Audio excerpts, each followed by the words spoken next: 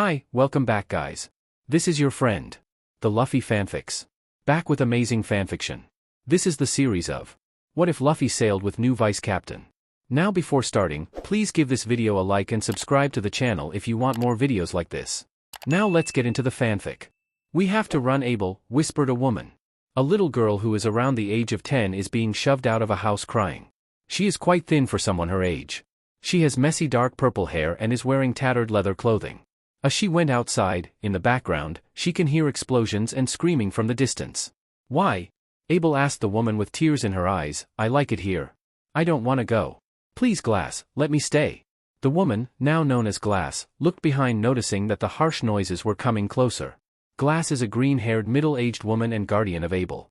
She knew that Abell was being targeted by Cypher Pole because of the abilities she possesses. There were good people who let the duo go place to place and helping them hide from the world government despite the danger. However, the world government always sniffs them out. Every time, they send Cypher Pole after them and it always ended up with someone being snuffed out and locations getting destroyed. Glass could never get used to the constant pattern. Every town they took shelter at was wiped off the map by the attack of Cypher Pole. Even citizens weren't spared because officials wanted to make sure that there weren't any bystanders helping them out. Sadly, their assumptions were correct anyways, but everyone was prepared. This time will be different. Glass is going to make sure Abell will be out of their sight for good and ends this cycle.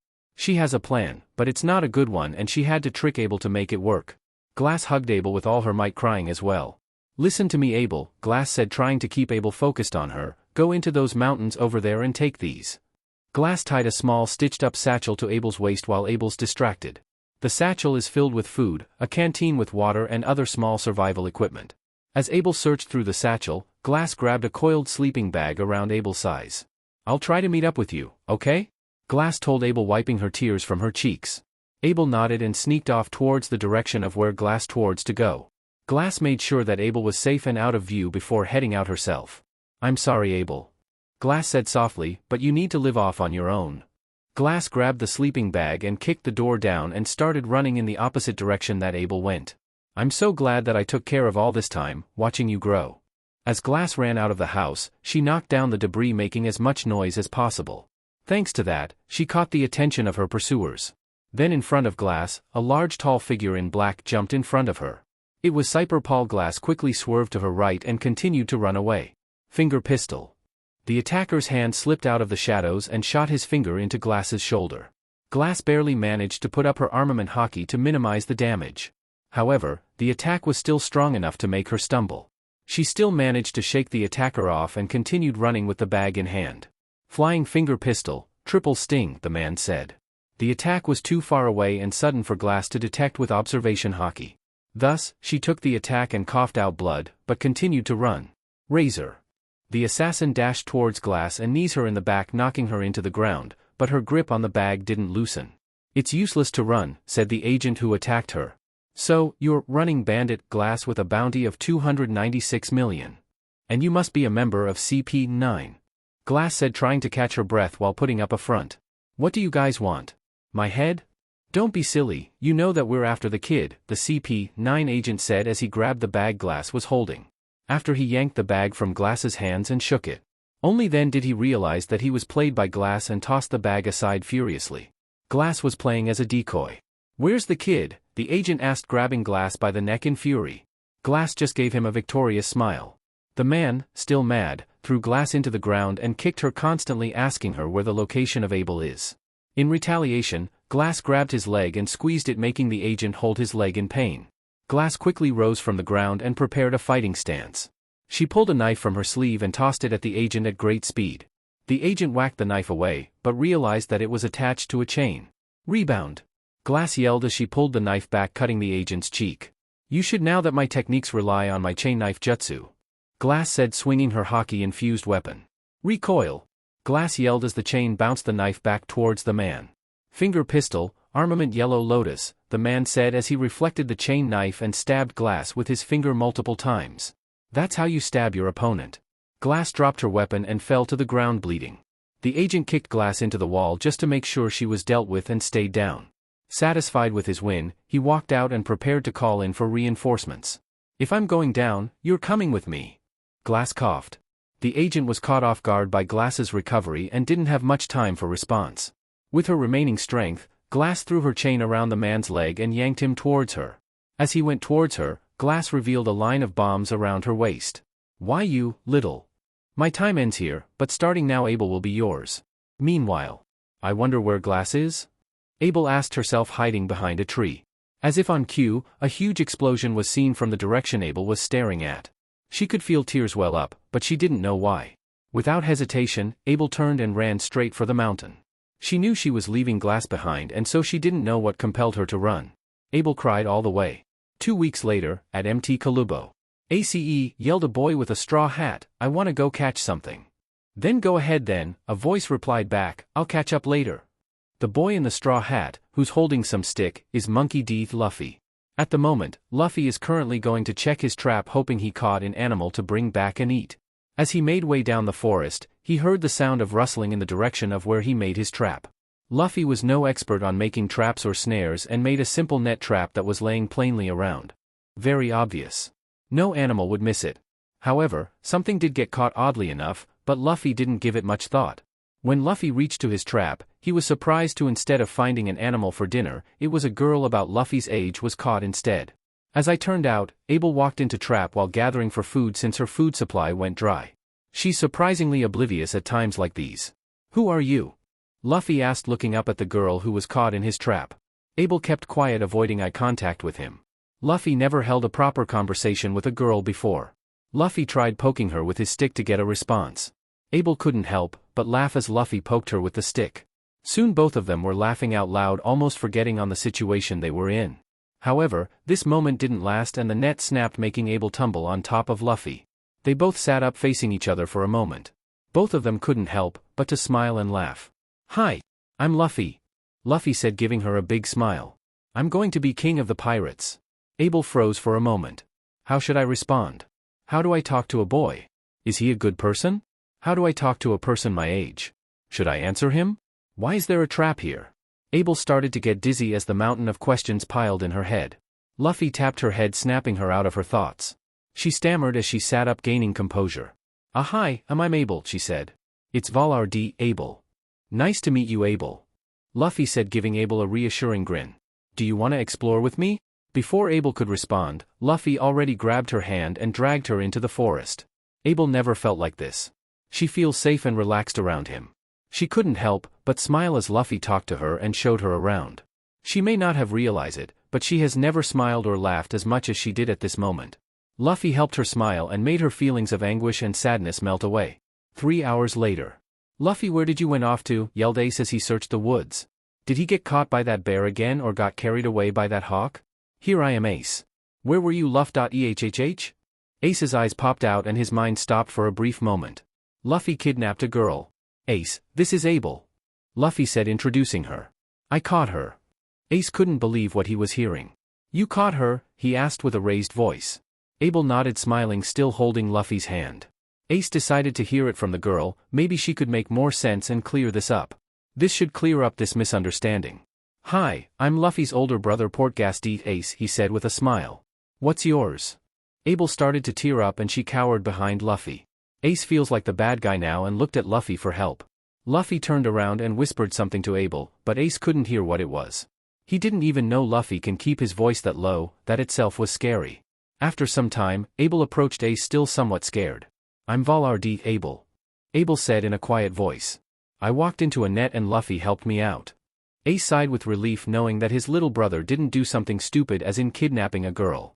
"He showed me around the forest and we played around," Abell said as her expression lit up. "We even caught this crocodile." Ace's eyes popped as he noticed the huge crocodile that was dragged from behind the pair. "Can we eat it?" they both asked with mouths drooling. Ace was surprised and dumbfounded on how quickly Abell adapted to the situation. She was almost similar to Luffy if not for the gender. "Well, you did bring it over here and I would hate for it to go to waste." Ace couldn't care less on what Dayton would say. It's not like she has never took care of a third kid before. "Sure, we would love to it for dinner." Luffy and Abell cheered in sync and Ace couldn't help but notice the Luffy in her. He then realized on how did those two even took down that croc. Luffy couldn't have beat it on his own and Abell didn't look that strong. "Oh, by the way, Ace," Luffy said, running up to him. "Abell is super strong. We beat that croc together and dragged it here. You must be really strong to help Luffy out in taking this thing down. Ace complimented. I ate a devil fruit. Abell said with sudden sad look. My friend told me it's a ancient Zoan, dragon fruit model, Velociraptor. Abell's arm grew scales and small fluffs of feathers popped out. Her fingers extended and her nails grew pointed and hooked. Her hair turned into a darker hue and she grew a small and fuzzy reptilian tail. Abell's canine teeth became slightly sharper. Her eyes' color changed to a light yellow. Unlike other Zoans, she can't use her full hybrid human form and didn't know how to use her full Zoan form. Luffy accepted her monstrous power, calling it awesome, which made her happy, but will Ace accept her? Wow! So cool! Ace said with sparkling eyes. I know, right? Luffy agreed. Abell almost shed tears of joy, but held it back. She has no reason to cry anymore. Ace dragged the crocodile by the tail and headed for the hut, and Luffy started to follow, but not before grabbing Abell's hand. Abell paused for a moment. She thought she heard the words, "Your journey starts now." She turned and saw a faint outline of what seems like to be a woman, but she thought she was seeing things. Come on, Abell. Luffy said with a huge grin, starting now you are my friend. Yep. Abell said as she ran ahead of Luffy, smiling back at him.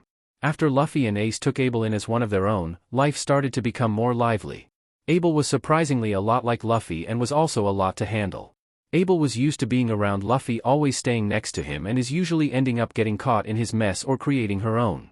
Abell eventually met Garp as well during her time there and was also subjected to his training.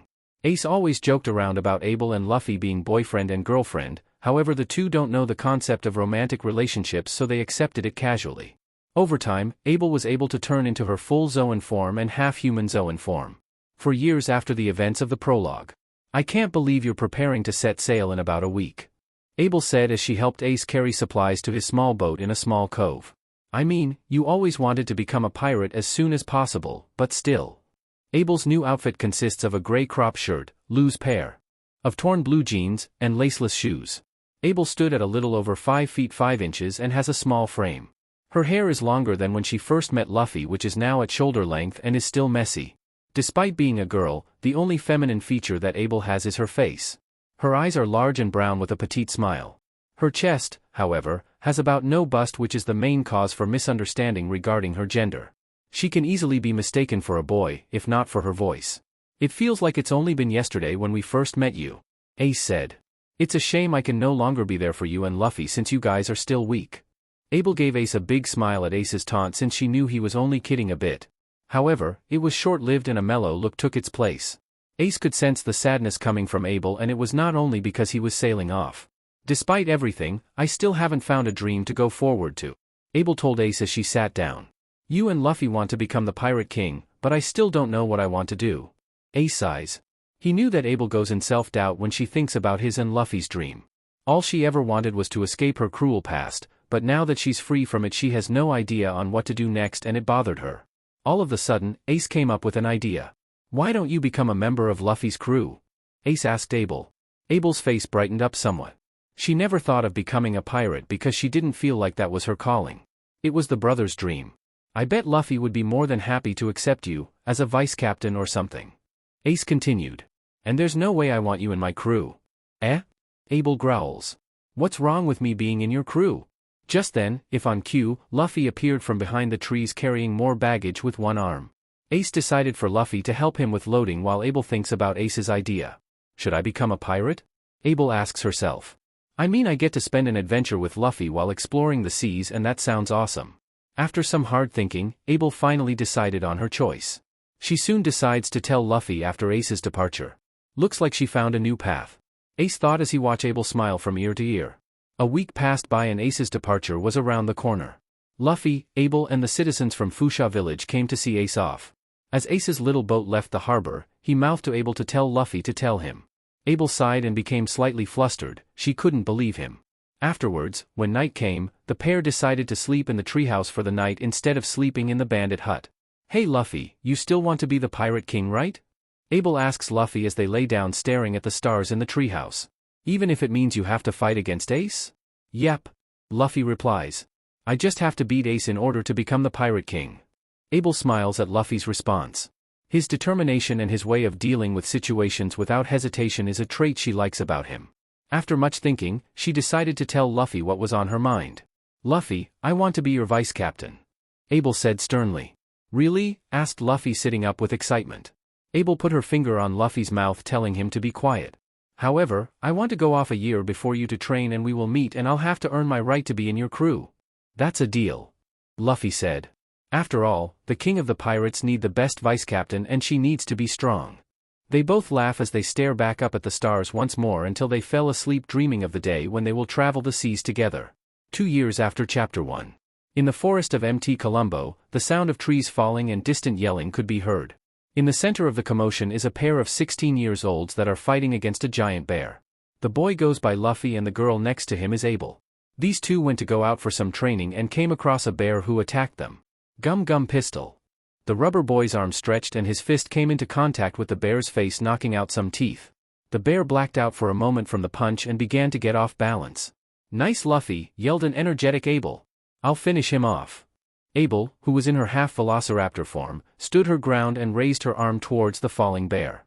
She flexes her arm and curled her fingers. Rap bayonet. Abell moves her arm forward into the bear's side.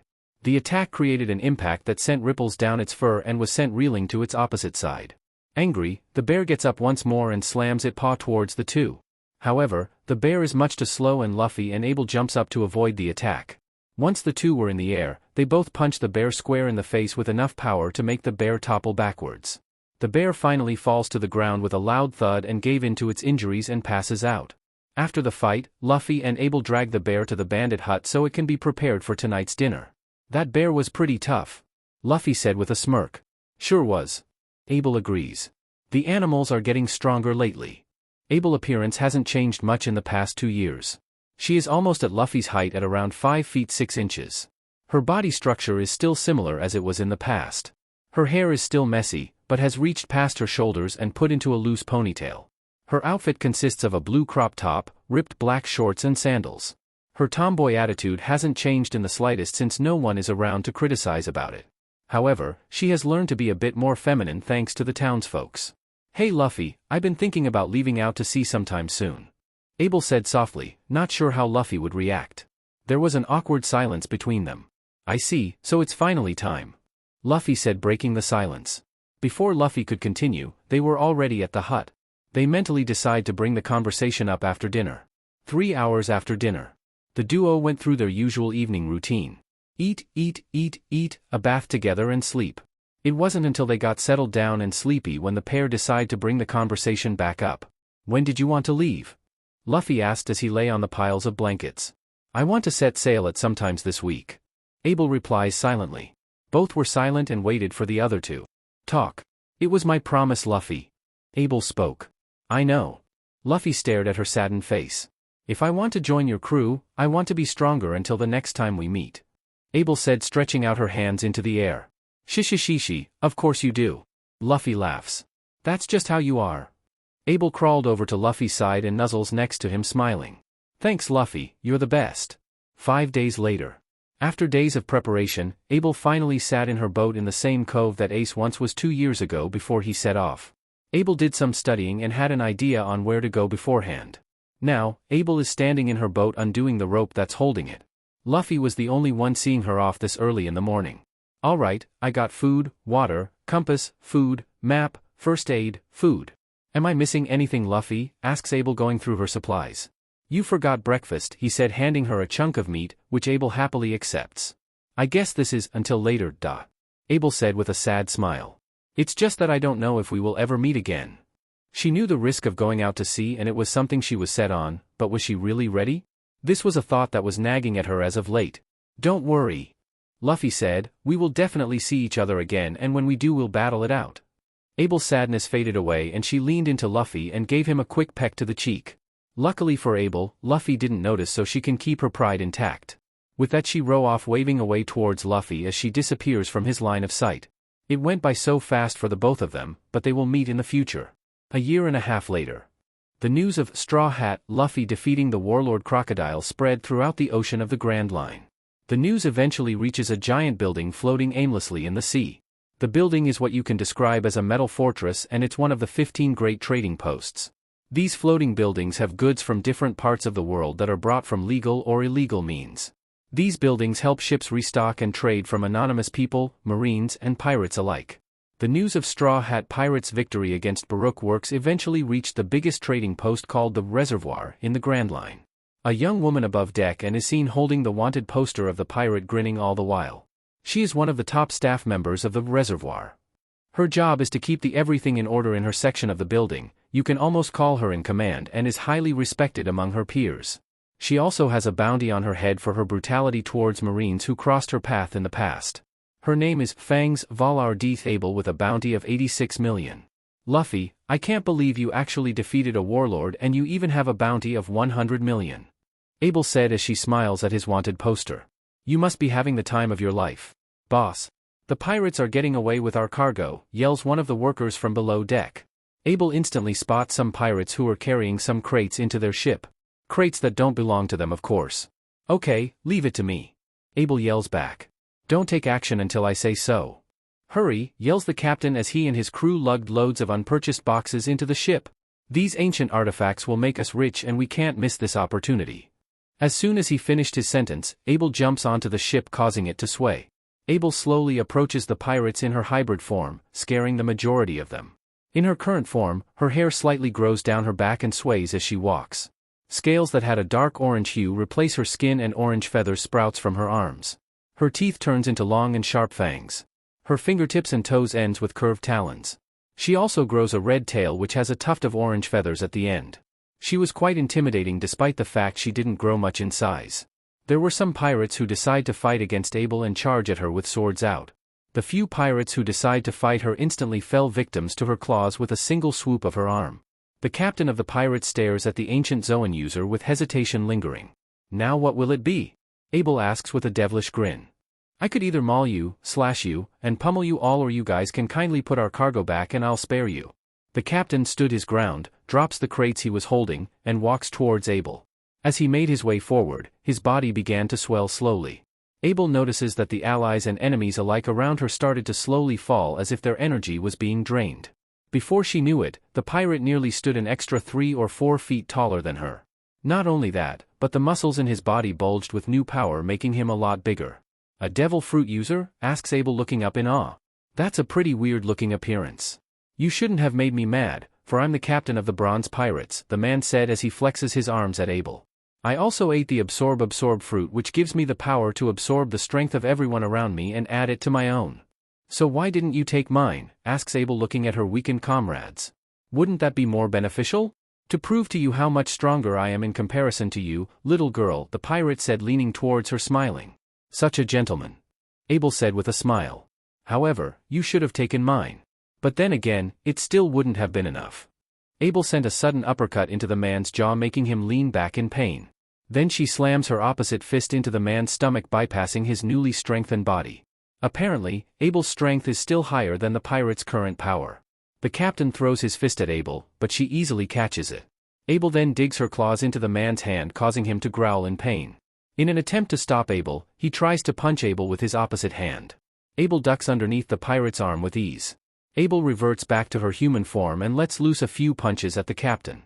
Despite being in her normal appearance, Abell's punches were still enough to deal damage to the pirate. The pirate couldn't keep his stance and coughed blood due to the impact. Abell figures that the boat that the two are standing on won't be able to handle the fight, so she kicks the man off his boat. The kick was strong enough to send the man crashing through the ship's deck and into the dock behind him. You guys, take everything these guys have. Abell told the remaining workers as she jumps off the ship. The cargo, their treasure, money, food, everything. What happened to me? The pirate asks himself as he struggles to get up. This new body of mine should have been able to take those hits no problem, but her puny punches were still knocked away. Abell has now turned back into her hybrid form and looms over the captain, provoking him a smirk. The captain then hears an explosion and saw his ship sinking into the water. You see, if anyone who tries steals from us, we respond by stealing everything from them. Abell explains to the stunned captain. Now, I heard that you have quite the bounty on your head. The man finally got up with rage building and muscles twitching. You won't get away with this, the pirate furiously yells. I haven't shown you my true power.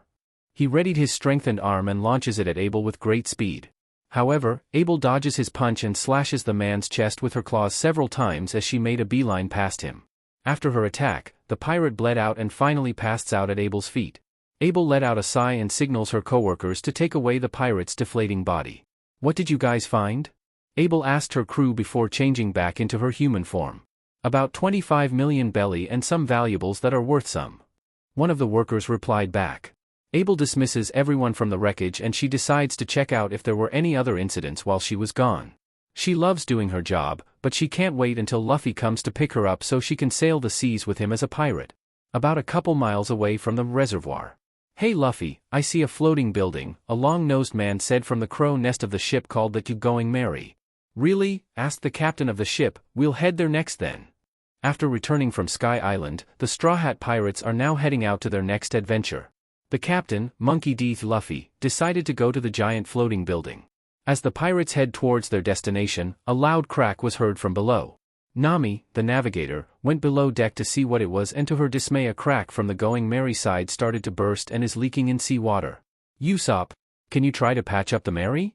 Nami yells from below. Usopp quickly hurries down with a toolbox and some wooden planks. To the best of his ability, he quickly patched the leak by nailing the planks over the cracks. I'm running out of wood and nails. Usopp nervously said. Our food supply is almost dry too, said the cook of the ship, Sanji, who walks down below to check in on the situation. And the booze, the swordsman Zoro yelled. And I'm running out of medicine, cried the Dr. Chopper. We're in luck, the archaeologist, Robin, said from the crow's nest. The building in front of us is a trading post and I'm sure that they will be willing to do business with us. As the pirates got closer to the floating building, they begin to notice the sheer size of it. The fortress easily outsize any ship that the crew has seen in the past. The building was at least more than 5 folds bigger than a navy vessel and nearly twice as tall. The outside of the building was covered in plates of metal bolted into one another. The building was mounted on gigantic buoys that kept the building afloat. The entrance to the building was blocked by 2 tall metal doors. As the Straw Hats ship slowly moved forward, the 2 doors creak loudly as it slowly opens for them to enter. The sounds of gears cranking, waves churning and the shouts and hustling of people echoes beyond the doors. Luffy stares dead ahead with a large smile on his face as he and his crew entered the reservoir. This feels like an adventure. When the pirates fully enter, they couldn't help but stare around in awe. Wow! This place is huge. Luffy said looking at the interior in awe. The inside of the building was huge and looked like the inside of a mine. There were metal and wooden bridges connecting from place to place and hundreds of workers walking across them with crates and boxes in hand. The ship was flowing through a big port with rows of docks, waiting to be boarded.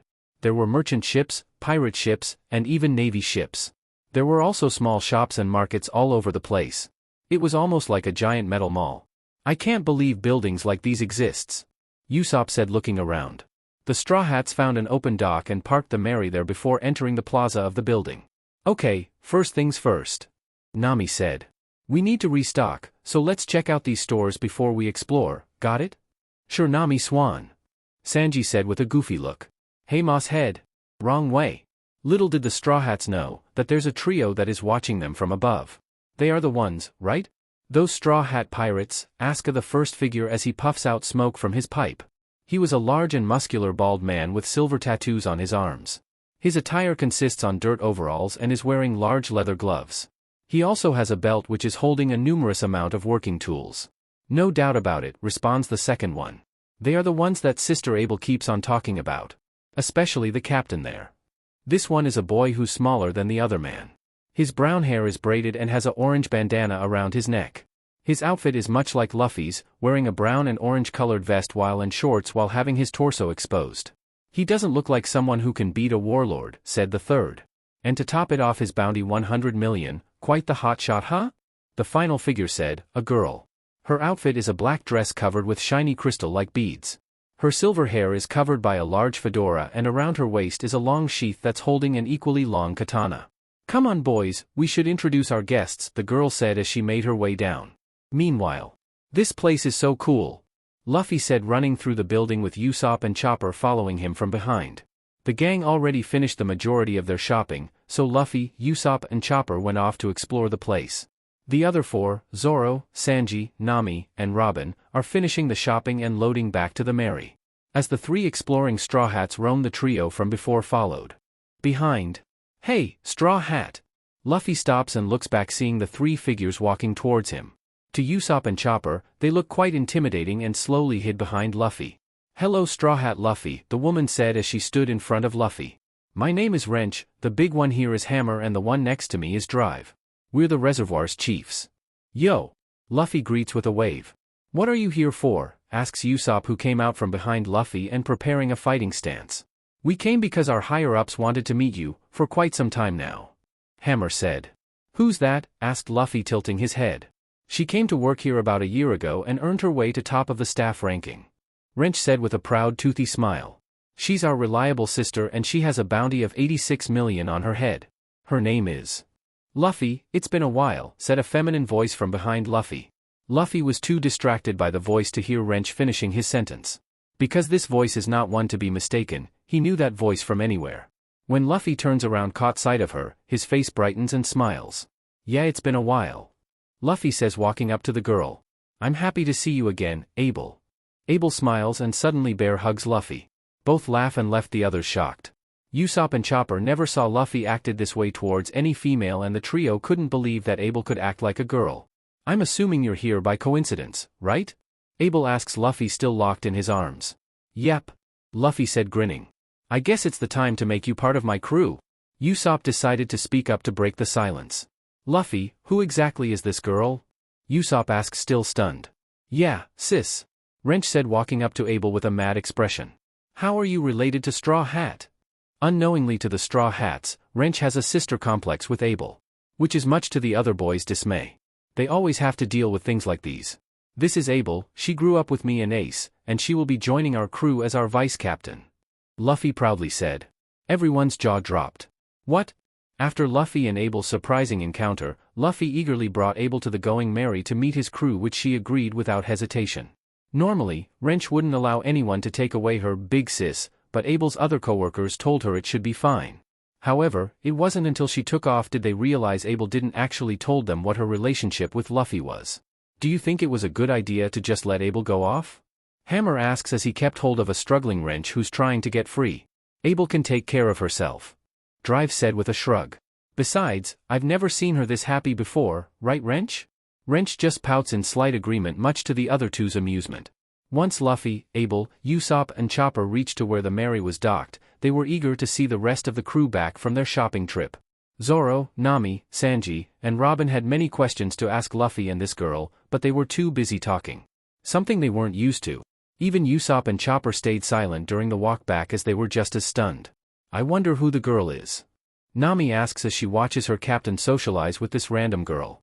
"I don't know, but she sure is cute," said a love-struck Sanji. Zoro and Robin just stare at confusion at the sight if their captain with some girl. "Hey guys. I want you to meet Abell," Luffy calls to his crew. Intrigued, the remaining crew who haven't met Abell went off the ship to meet her face to face. "Let me introduce you to my crew," Luffy said as they make their way to the dock. "This is Zoro. He's going to be the world's strongest swordsman." Zoro greets her with a nod. "This is Nami. She's our navigator." "Nice to meet you, Abell," Nami said with a wave and smile. "You already met Usopp? He's our liar." "Oi. I'm the sniper," Usopp said with slight anger. "This is Sanji. He's our cook." "Hello, Abell," Sanji greeted with a bow. "You met Chopper too. He's a reindeer and the doctor of our crew." "Hello," Chopper greeted. "And last but not least, our archaeologist Robin." "You mean archaeologist," Robin said, correcting Luffy. "And it's nice to meet you." "It's nice to meet you all," Abell said as she greets the crew. "All right, once we leave, she'll be the vice captain of our ship," Luffy concludes. Everyone went silent for a moment, processing on what Luffy just said. Zoro, Nami and Sanji were the first to react. "Eh?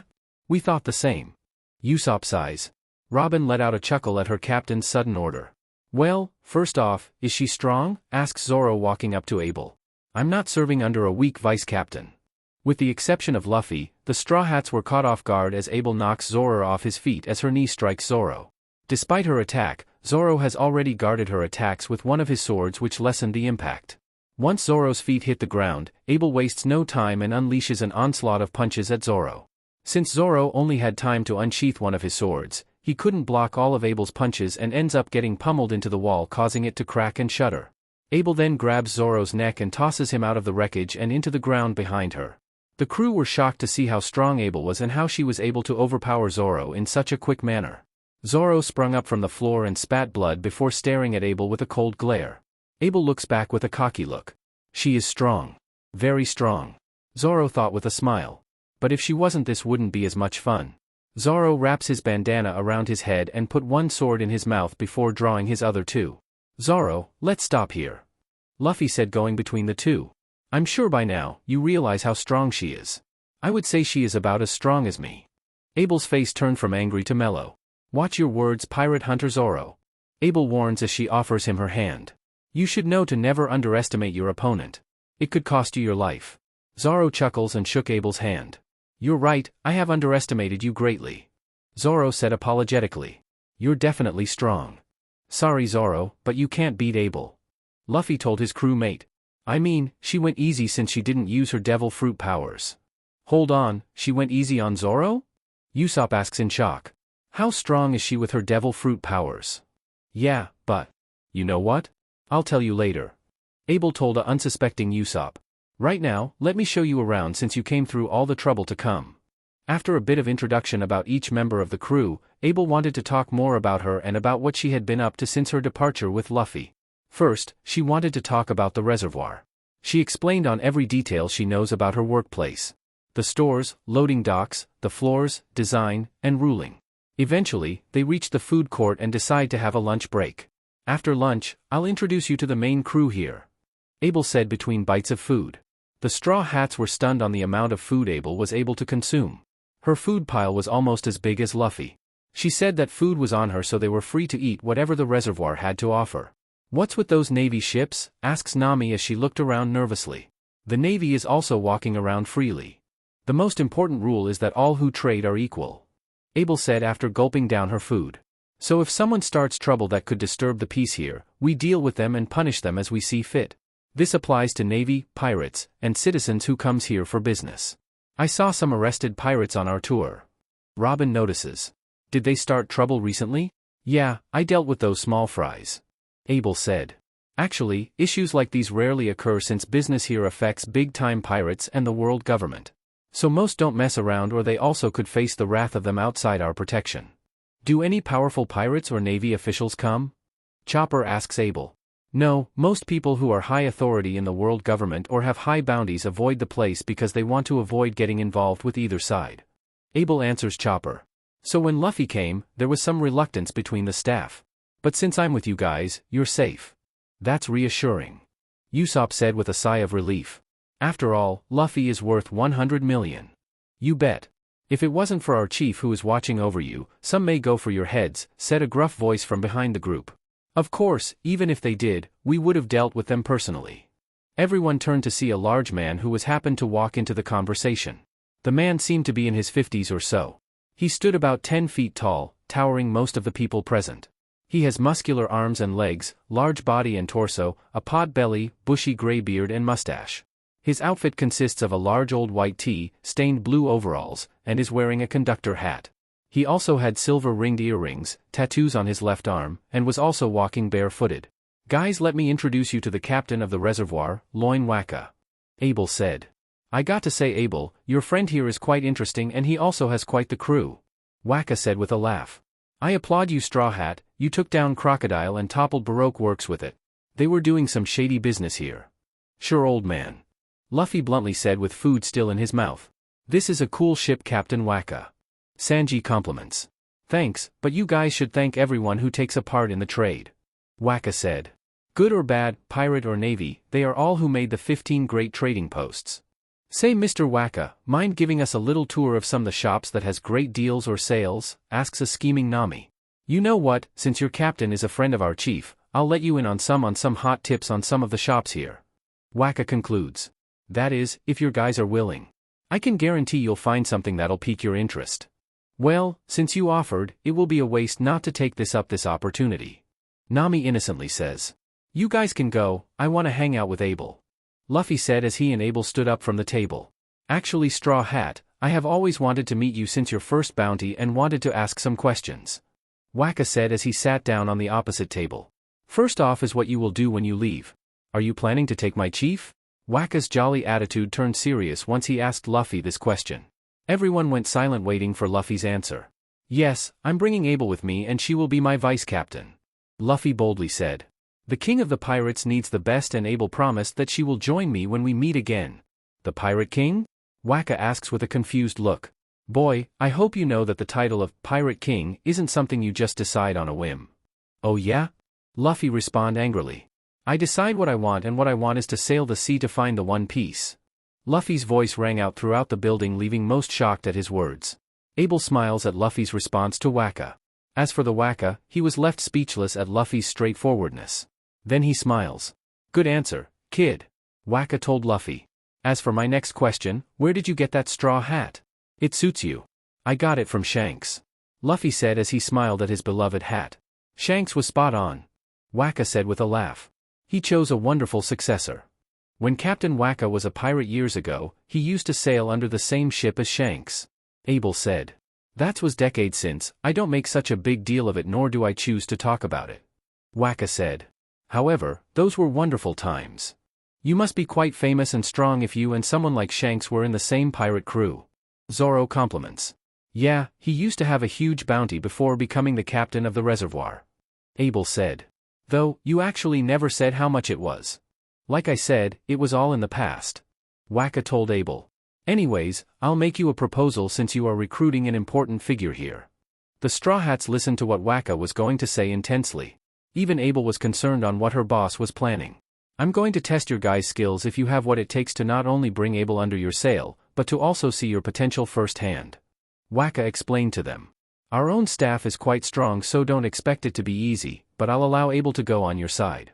Abell was going to say something, but Luffy rose his hand stopping her. We accept your challenge, however I'm going to face Abell during this. Luffy said as he stared at Wakka with a determined look. Wakka looked at the rest of Luffy's crew and he could sense that they were on board with this idea. When you guys are ready, let me know. I'll most likely be in my headquarters. Wakka said with a smile as he headed off. Why did you stop me? Abell asked Luffy. Remember back then, you said that we have to earn our right to join each other. Luffy asked. I'm fulfilling that promise. You're right, I can believe I forgot. Abell admitted. You two have a lot to explain you know. Nami said with a sly look as she leaned in between the two. I want to know all the details. Luffy and Abell looked at each other and grinned in response. They had so much to catch up on. While the Straw Hat crew look around the reservoir, Luffy and Abell took this opportunity to spend the day talking about the various adventures each one has gone through during the last 2 years on top of the balcony of the floating building. Abell talks about how she got her first bounty, the reaction she had when she first entered the reservoir and her various trips in the Grand Line. Despite these stories, it was nothing in comparison to Luffy's adventures. You actually saw Ace? Abell asks Luffy in shock. And not only that, but he ate the flame fruit? You should have seen him destroy those ships with his flames. Luffy said with excitement. He is part of another pirate crew, but I forgot the name. It wasn't until Luffy finished talking about Skypiea did they both realize that it was starting to get dark. The problem was that neither of them wanted to leave each other's side. They both said nothing as they stare up at the starry night sky. Your crew is probably worried about you now. Abell said, breaking the silence. You should head back now. When she said this, Abell felt a sudden pain in her chest that she couldn't explain. Regardless, she didn't think of it much and started to get up. Once Abell stood up, but Luffy grabbed her arm and pulled her close to him. Luffy's sudden action causes Abell to blush, but she herself didn't realize it. I already told them that I was going to spend the entire day with you. Luffy said with a smile. I'm going to use every second of that time to stay with you. At first Abell was speechless, but she soon realized what Luffy meant. They both haven't seen each other in the last 2 years and even she didn't want to leave him. Well, I guess we just have to sleep here then. Abell said, snuggling closer to Luffy. Guess so. Luffy said as he and Abell lied on the floor. Next morning. Did Luffy come back yet? After waking up, the Straw Hat Pirates were surprised that their captain still haven't come back to the Mary. He said he'll be back before the break of dawn, but here they are still waiting for him 3 hours after. Then again, it's not like he's someone who follows a schedule nor are they in a rush. Maybe he and Abell are still talking. Chopper said. I mean it's been a while since they last seen each other. They haven't seen each other in 2 years and so it would make sense that they would still be talking the night away. Sanji agrees. As the crew were discussing on Luffy's whereabouts, one of the workers named Drive approaches the Going Merry. Straw Hats. Drive calls out from the dock. Have you guys seen Abell anywhere? Everyone on board the Going Merry nods no. Drive sighed in response. Drive sighs and pouts a bit. Abell is almost never late for her shifts and we can't find her anywhere. Drive said with a worried tone. At least she's not in her usual lookout posts. Actually, we can't find Luffy either and figured that he is with her. Nami said as she walked off the ship. Do you think they're still hanging out? Right after Nami got off of the ship, two figures fell from above and lands on the dock between her and Drive which made them jump. It was Luffy and Abell. Where were you? Drive asked Abell in a scolding tone. Me and the others are looking for you all over the place. Same here Luffy. Nami scolds. Sorry we overslept. Luffy said with a laugh.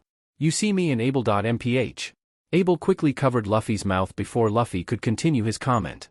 There was no way she's going to let her co-workers, Drive especially, know that she was sleeping with someone on the job. Even if it is Luffy, the situation is too embarrassing and she knew Drive would have a mental breakdown if she found out. Unlike Luffy, she's actually self-aware of her actions. We were training and talking a bunch so we got exhausted and couldn't get up. Abell lies. You see, it's been a while and since we went all out. I see. That makes sense. Drive said buying into the lie. As much as I appreciate you training, we can't have you sleeping in since you are one of our main security. Sorry about that. Abell said as she put her hand off Luffy's mouth. Actually, there is something I want to talk to Captain Waka about so I was just about to head out. As soon as Abell and Drive left, Luffy walked on board the Merry and gathers everyone to talk. As you all know, I'm planning to make Abell join our crew. Luffy begins. However, in order to do so, me and Abell are going to have a duel here so she can earn her right to join. What does her boss, Captain Waka, have to say about this? Sanji asks as he puffed out some smoke. She's taking care of that part. Luffy said. Anyways, I want to let you guys know when we start, do not interfere in our fight. No complaints here. Zoro replies. She already proved that she can take care of herself. Everyone else nodded in agreement to Luffy, but some of the crew members were hesitant on what Luffy was saying. Aren't you two childhood friends? Usopp asked Luffy. If you two are in agreement to sail the seas together, why fight? After she fought Zoro, we have no doubt that she is strong. Nami said agreeing to Usopp's claim. Is fighting the only option? Luffy looks at everyone which sent chills to some of the crew. No one in the crew has ever seen Luffy react like this to them and it spooked them. It was as if he was reacting to an enemy. Captain's orders. Luffy said as he turns away from his crew. This fight is more important than you guys realize. You heard him. Nothing we can do about now. Zoro said with a yawn and lies on the deck. By the way, you said that Abell also had devil fruit powers. What is it? Luffy's attitude gave a 180 and gave them a smile. Let's just say that she is stronger than all of you when she uses her ability and goes all out. Meanwhile, at the main quarters of the reservoir, sitting on a chair reading the news was none other than the captain of the reservoir, Waka. As Waka reads the papers, he sighs knowing what was waiting from behind the headquarter door. As if on cue, a knock was heard. Come in Abell. Waka said as he put the newspaper down. Abell opened the door and entered with a surprised look on her face. How did you know it was me? Abell asked before closing the door behind her. I could hear you jumping on the way up here. Only you are capable of doing something like that. Waka said with a chuckle. Apparently, you're not one to use stairs. The Waka's quarters was actually on the top of a large metal pillar that is in the center of the floating building with an elevator leading up. The quarters had windows from all around and was connected to a series of networks and speakers so Waka can give out call without rushing up and down from his post. If someone wanted to speak to him directly, there's a spiral staircase that leads up, but most are too lazy to bother. Abell, however, climbs and jumps up the rails to meet Waka. This was much faster and only she is the only staff member that is capable of pulling a stunt like that so easily. This was one of the many reasons how she got promoted so easily. So, I assume that you are here to resign? Waka guesses. Abell nods, but stayed quiet. Waka got up from his seat and walked up to Abell. He out on a hand on her shoulder much to her surprise. Abell thought he would get mad or disappointed, but when she looked at his face, all she can see was a warm smile. After the first year of working, I could tell that you were not meant for working here. You're too wild. Waka admits. And ever since you saw that boy's bounty on the wall, I realized that the sailing the seas is your true calling. So you have no problem with me leaving? Abell asks her boss with sudden glee. All of a sudden, the noise of papers falling was heard from behind Abell and Waka which caught their attention. Unfortunately, Wrench just entered the room when Abell asked her question. The shocked look on her face said everything. You're leaving? Wrench asks loudly.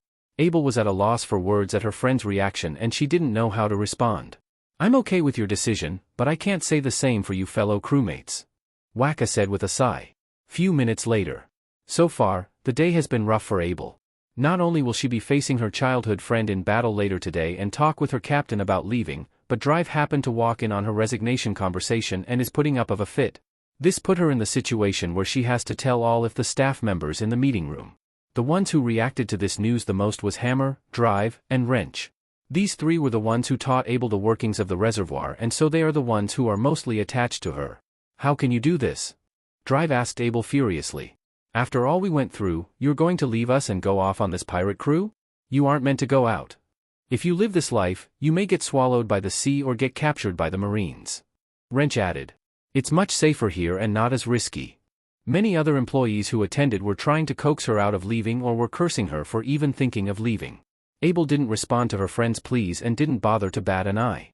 Waka was behind Abell while watching the whole argument unfold. He personally thinks that this is Abell's problem and she needs to solve it herself. I hate to say this everyone, but this is her choice and not ours. Hammer said with gritted teeth. The staff in the room murmured in frustration and sadness. Abell realizes that normal talking isn't going to get through to them. Okay, I have a solution. Abell said as she heads for the room's exit. If you all can subdue me in the next 5 minutes, I'll have no choice but to stay since I'm not stronger than you all. Everyone murmurs at Abell's proposal. The reservoir happened to be closed and so there weren't many people around. If they do happen to brawl, at least there won't be many to witness. However, there was one problem. The crew's opponent was Abell. Defeating an ancient devil fruit user with a 86 million berry bounty is going to be no easy task. I say let's do it. Wrench said as she pulls out her sword. Me and the others will show you the power of the reservoir and make you stay by force if we have to. Everyone cheered in response and pulled out their weapons. Abell looked at her crewmates' enthusiasm and sighs with disappointment. Then, everyone charged at Abell with everything they got. Boom! Guys, did you hear that? Asks a frightened Usopp. It's coming from over there. Robin said pointing to a pillar of billowing dust. Let's hurry. Maybe Abell and her friends are in trouble. Luffy yells as he jumped off the ship and ran towards the noise. Everyone followed Luffy to where they saw the loud noise and saw Captain Waka. Before anyone could say anything, Waka put his hand up signaling everyone to be silent. What the Straw Hat saw was shocking. DMN it all. Wrench wheezes. Why did you have to be so strong? Abell is seen holding a barely conscious Wrench by the neck and surrounded by her dozens crewmates who are brutally beaten up to the point where some were unconscious. In the end, they didn't last 3 minutes before they were all defeated by Abell and she didn't have any type of injury whatsoever. Chopper, as a doctor, reacted immediately and rushed to the nearest injured while the crew looked at the scene in disbelief. Call yourself lucky. Abell said as she drops Wrench as she lost consciousness. Regardless of the outcome, I still have to fight him and win for the right to sail. Luffy didn't bother with what was going on. All that was on his mind was the girl who made a massacre of her friends. He knew that Abell was not as strong as Ace, but her fighting ability and strength was on par with him since childhood. Judging by what has happened, he can only assume she is much stronger than when he last saw her. However, so is he. Can you defeat her, Straw Hat?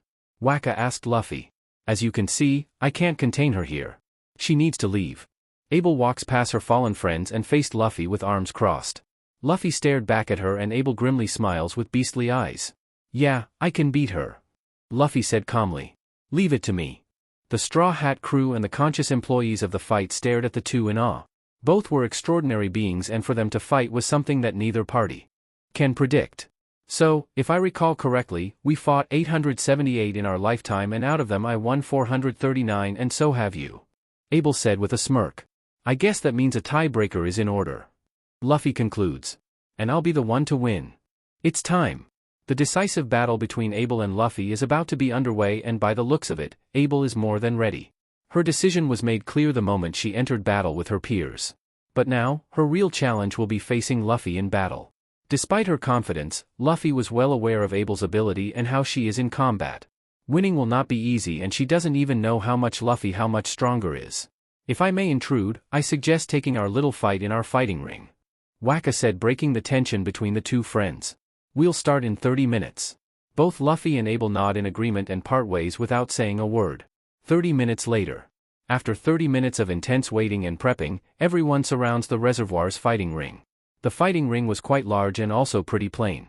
It was a 20-foot square raised concrete square with white chalk markings around the edges, and because of its size was placed outdoors. From the Straw Hat Pirates to the employees of the reservoir, people were waiting and chatting for what will happen in the fight between the two childhood friends. "I've never seen Abell fight so violently against us before," Wrench told the Straw Hats as she clutched her injured arm. "Usually violent battles like that are for anyone who makes enemies of us." After Abell finished off her crewmates in battle, Chopper made everyone care for them, and thus everyone got associated with. "Normally she fights calmly and smoothly," Hammer explains. "This time though, it felt like fighting a monster." "Do you think she can beat Luffy?" Nami asks. "She's pretty strong." "I can ask the same to you," Drive said. "It's not like I've seen your captain in combat before." Soon, Luffy and Abell appear and everyone went silent. Both walk up to the sides of ring and stare at each other with viciousness. Everyone could feel the intense tension between the two. "Did you get warmed up?" Abell asks as she cracks her neck and knuckles. "'Cause I did.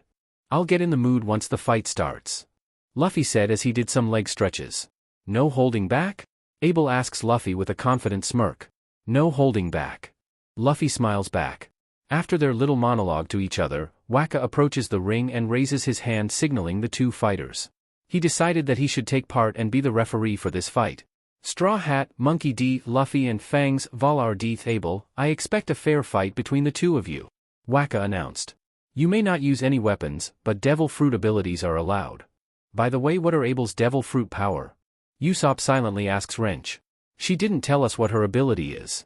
"I think it's more easier to understand once she uses it," Wrench answers. "After all, I don't think she's planning on holding back on this fight, so she's bound to unleash it." Waka looks at both fighters whose expression were quickly shifted and both approved with a nod. "All right then, fight." Gum Gum Gatling. Talons. It didn't take long as both Abell and Luffy's fists clashed into each other the second the word "fight" left Waka's mouth. Everyone could feel the breeze swept from the impact from the two. Soon, both were rapidly punching each other at blinding speed, causing dust to fly. Both parties couldn't believe the intensity between the two. It was like if they were fighting for their life. This was no friendly sparring to the audience.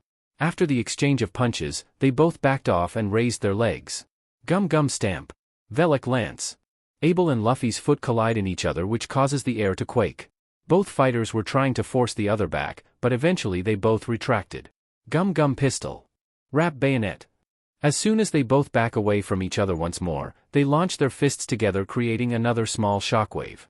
Both fighters grit their teeth as they, again, try to overpower each other with their fists.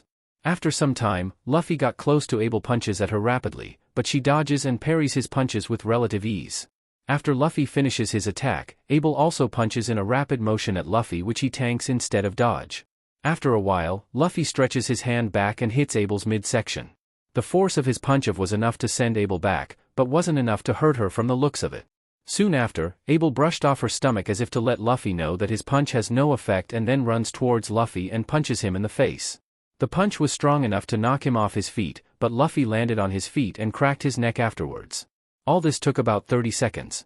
Abell or Luffy's attacks seemed to have little effect on each other. No way. How strong are these two? I've never seen anyone who can take Abell's attacks like that. Are they equally matched? Straw Hat is pretty strong. The crowd around Luffy and Abell murmured with amazement and awe. Abell and Luffy ignore their peers and stare at each other. Then after a while, they both let out a chuckle.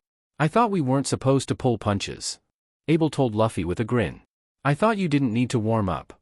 Luffy responded to Abell with a smirk. Everyone looked at the two in disbelief. They were holding back. Everyone mentally screams. "If I remember correctly, we're fighting like our lives are on the line," Abell said in a serious tone. "That's what it means to join the future Pirate King's crew, right?" "Yeah," Luffy said as he took a fighting stance. Suddenly, Abell took in a deep breath and slowly began her Velociraptor transform. The Straw Hat Pirates looked at Abell in shock. Zoro, Sanji, and Robin were pretty much speechless and jaws dropped. Usopp, Nami and Chopper, on the other hand, were shaking in fear at Abell's new appearance. Some of the reservoir workers were also intimidated. Luffy's attitude didn't change in the slightest and kept his composure. "Who is she?" Usopp asked, still shaken.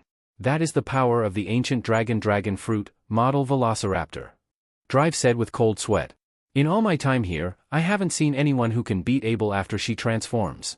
The only person who was able to defeat her was Captain Waka. Aren't you glad you didn't face her when she was like that?" "Zoro?" Nami asks the swordsman. Yeah, I can tell that she is completely different in power. Zoro said as he observes the fight. Can Luffy actually beat her? Despite her transformation, Abell didn't grow much taller or bulkier. In any case, she was only slightly taller than Luffy, so it wasn't like she was looking down on him. But to everyone, it sure looked that way. You may have beaten me in the past, but I'm on a whole new level. Abell boasts as she walks closer to Luffy. I'm 2 years stronger than we last met, I got a bounty of over 80 million, I have beaten pirates and marines on various levels, I dash. Like I care. Luffy yelled as he stretched his arms back. Gum Gum Bazooka. Because Abell was so close to Luffy, the impact of his attack dealt more damage than it normally would. This causes Abell to skid across the ring, but she was able to slow down thanks to the talons on her toes before she could reach the end of the ring. Once she made a complete stop, she looked at Luffy and growls. Despite the power of the attack, Abell didn't look too damaged. This was the power of an ancient Zoan. Now, Gum Gum Pistol. Luffy yells as he launches his fist at Abell. And shotgun. To most, Luffy's attack looked impossible to dodge, but Abell caught Luffy's arm right as it came close in contact. Luffy was also surprised that Abell was able to see through his attack. Abell yanks Luffy's arm, causing him to retract towards her. Swift slash. Once Luffy got close enough to Abell, she let go of his arm and claws at his torso with her opposite hand. Abell's claws easily rips through Luffy's clothes and skin. Everyone was horrified as blood spilled from Luffy's chest. Abell smiles as she watched Luffy fly. Did you think that would stop me? Luffy asked as he looked at Abell from the air and stretched and twisted his arm back. Gum Gum Rifle. Abell was too shocked on how Luffy was able to recover from her attack so easily that she couldn't dodge his attack. Luffy's spinning punch drove Abell's face straight into the floor, causing it to crack beneath her.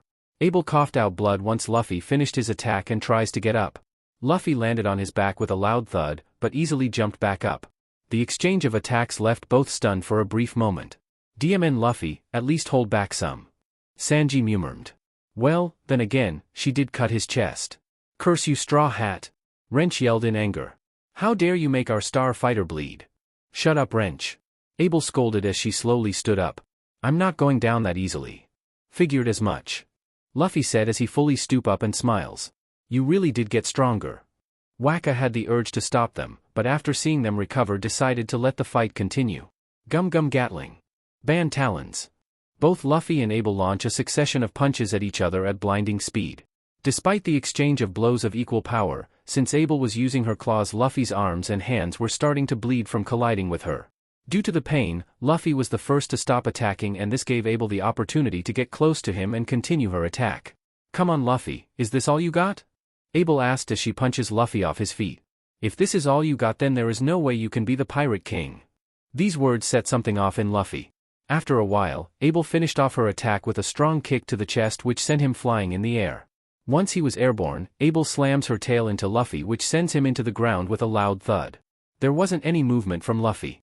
As Abell walks closer to Luffy, she could see the anger in him, but decides to continue egging him on.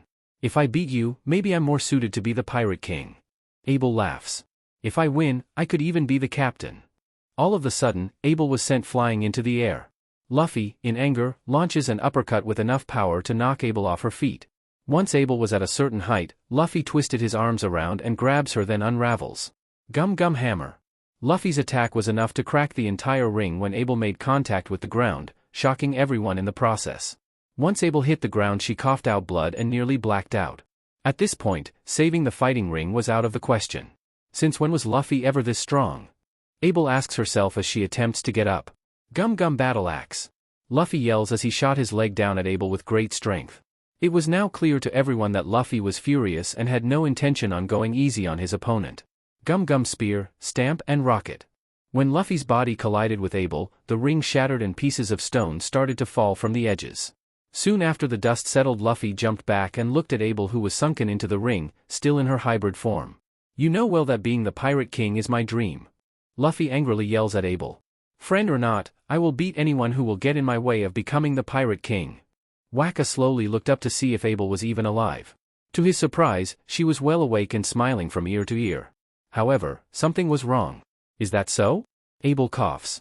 Well then, I will just have to keep on hitting you harder. All of a sudden, Abell let out a loud roar that echoes throughout the reservoir. Most of the audience stepped back in fear. With effort, Abell slowly stood up from the crater, but was unable to stand still and wobble.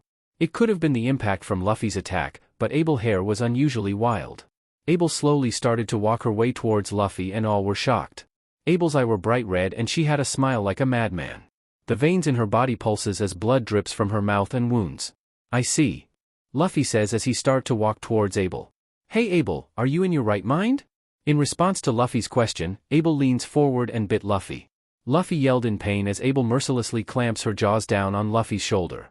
Luffy eventually manages to shake Abell off and jump back from her before punching her face. Despite the tough act, Luffy couldn't help but grab his shoulder in pain. The crowd murmurs in fear as they watch Abell move strangely and lick the blood from her lips. What does Abell think she's doing? Hammer loudly asks as he started to walk closer. Luffy, let's stop here. Chopper said as he made his way towards Luffy. That bite looks serious. No, don't come closer. Luffy yells.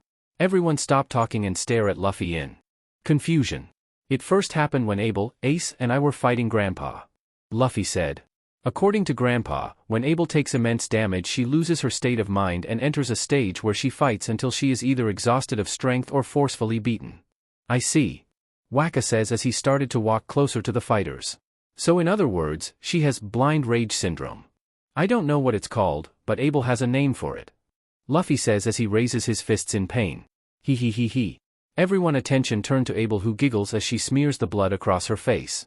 Then, she slowly walked towards Luffy and let out a flirty smile. Carnage. All of a sudden, Abell ran up to Luffy with great speed. Not only did she lose her sense in mind, but her physical abilities seemed to have increased. In her current condition, Abell became fast enough to outpace Luffy's reflexes. Once she got close enough, Abell grabs Luffy's face and smashes it into the ground.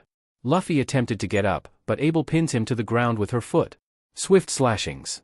Abell screams as she repeatedly slashes Luffy against the floor while laughing all the way. We need to save him. Zoro said as he grabs his swords. Gum gum balloon. Luffy yells as he expands his body causing Abell to get pushed back. Stay out of this, Zoro. Luffy orders. We both said we would fight without holding back and the rules haven't changed, right old man? Waka hesitantly nods and back away from the fighters. Come on Luffy, entertain me some more. Abell said in a stuck tone. You know that this isn't enough to satisfy me. Abell dashes at Luffy with claws out and jaw open, but Luffy refuses to move from his spot. Gum gum Gatling. Luffy unleashed a barrage of punches at Abell at close range, but she manages to overcome his attack and claw him again. Carnage also seemed to have increased her endurance or rather pain suppression as she was take the attacks with little care. Even so, Luffy didn't flinch and continues to punch Abell with all of his might. Don't think that would be enough to stop me. Abell yells as she caught Luffy's arms and smiles. Just because you made me bleed, it doesn't mean I'll slow down. Abell spins Luffy around by his arms and tosses him upwards. Once Luffy was in the air, Abell jumps up after him with her claws ready. Luffy quickly reacts his arm and punches Abell back into the ground before she could react. The situation looked dire, but no one dared to get in Pear's way. Once Abell hits into the ground she reverted back to her human self. Luffy seems to be able to keep up with Abell or she is losing steam. Luffy. Abell murmurs. See how strong I am? Luffy heard Abell and walks a bit closer to her. Yeah, you got really strong. Abell smiles at Luffy's words. Everyone calmed down once they heard Abell speak normally, but it wasn't over. Abell frowns almost instantly and raises both of her legs. She propels herself and kicks Luffy in the stomach which knocks the air out of him. Despite her injuries, she forces herself to get up and transform back into her hybrid form. The look in her face was even more ecstatic than it was before and it was frightening. You honestly think that I would fall that easily? She roars. We're fighting until we can't move. Abell laughs as she pounces towards Luffy and slams him with her tail which knocks him back. Stoker tail. Abell continues to beat Luffy and blood began to fly from his wounds. Once Abell got close enough to Luffy, he kicks Abell and sent her into the air. Then he breathes in deeply until his body became huge and he twists himself. Abell knew what was coming despite her mental state. She manages to balance herself and prepares a counterattack. Luffy let go of his breath and was sent flying into the air in a spinning motion. Gum gum storm. Luffy yells as he punches Abell with all his might while ascending.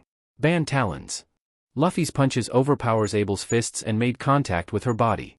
Each of Luffy's punches hits Abell with enough power to surpass her durability. Eventually, Luffy reaches the metal ceiling and pounds Abell against it. Then, Luffy manages to pummel Abell through the metal rooftop and out of the reservoir. Although no could see because of how high the pair were in the air, due to Luffy unleashing such a strong attack, Abell was completely knocked out and thus the tie has broken. Out of 879 fights, the winner and tie-breaker between the two childhood friends is Luffy. Abell's moveset for Chapter 6. Talons, Abell punches rapidly. Velic Lance, Abell launches a single kick with great force. Rap Bayonet, Abell curls her fingers and moves her arm forward. Swift Slash, after transforming into her hybrid form, Abell uses her claws to slash at an opponent. Band Talons, performs Talons attack, but in hybrid form. Carnage, after taking huge amounts of physical damage, Abell's physical abilities increase at the cost of losing her sanity that makes her act like a Yandere. Tail Poker, Abell uses her tail to hit an opponent with great force. Swift Slashings, uses Swift Slash attack, but in multiple successions chapter text. After Luffy pummeled Abell through the roof of the reservoir, he and Abell fell straight down into the ring with a loud thud. Once the dust cleared, almost everyone got on the ring to see if either Luffy or Abell was conscious. The audience saw that Luffy groaning and barely conscious while Abell was out cold and reverted back to her human form. Luffy suddenly coughs once more before attempting to sit up, but was stopped by Chopper since his wounds from Abell were opening. "Forget about me, go help Abell," Luffy told Chopper, for which he hesitantly did. With help from the reservoir crew, Abell was taken to the infirmary and looked by the medical staff and Chopper. Luffy, on the other hand, had his wounds messily wrapped with bandages by Usopp, who volunteered to patch him up. "Couldn't you have gone easier on Abell?" Sanji asks angrily as he stuck his foot into Luffy's face, not caring that he's injured. "I can't help it," Luffy complains. "She said we can go all out in the fight." Still, was beating her through the roof really okay? Usopp asks as he looked at the gaping hole in the ceiling which was being fixed by some of the staff members. "Calm down you guys," Zoro said out loud.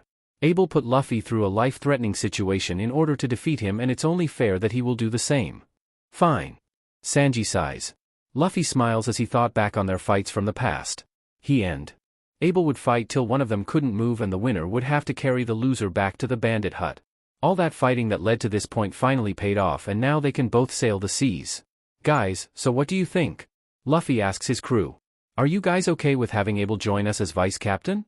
Everyone smiles in response to Luffy's question. "I'm fine with having another crew member like her," Usopp said. "Although, she does seem a bit on the wild side. She is strong and can handle herself clearly," Zoro adds. "I think having another girl on the crew will be fun." Nami agrees. "I guess it's settled then," said a voice from the dock. The crew turned to see Waka, who happened to hear the conversation. Next to him was Chopper, Wrench, Drive and Hammer. "Abell is fine, but she will need some rest," Chopper said as he hops onto the Mary and starts to tend to Luffy's wounds.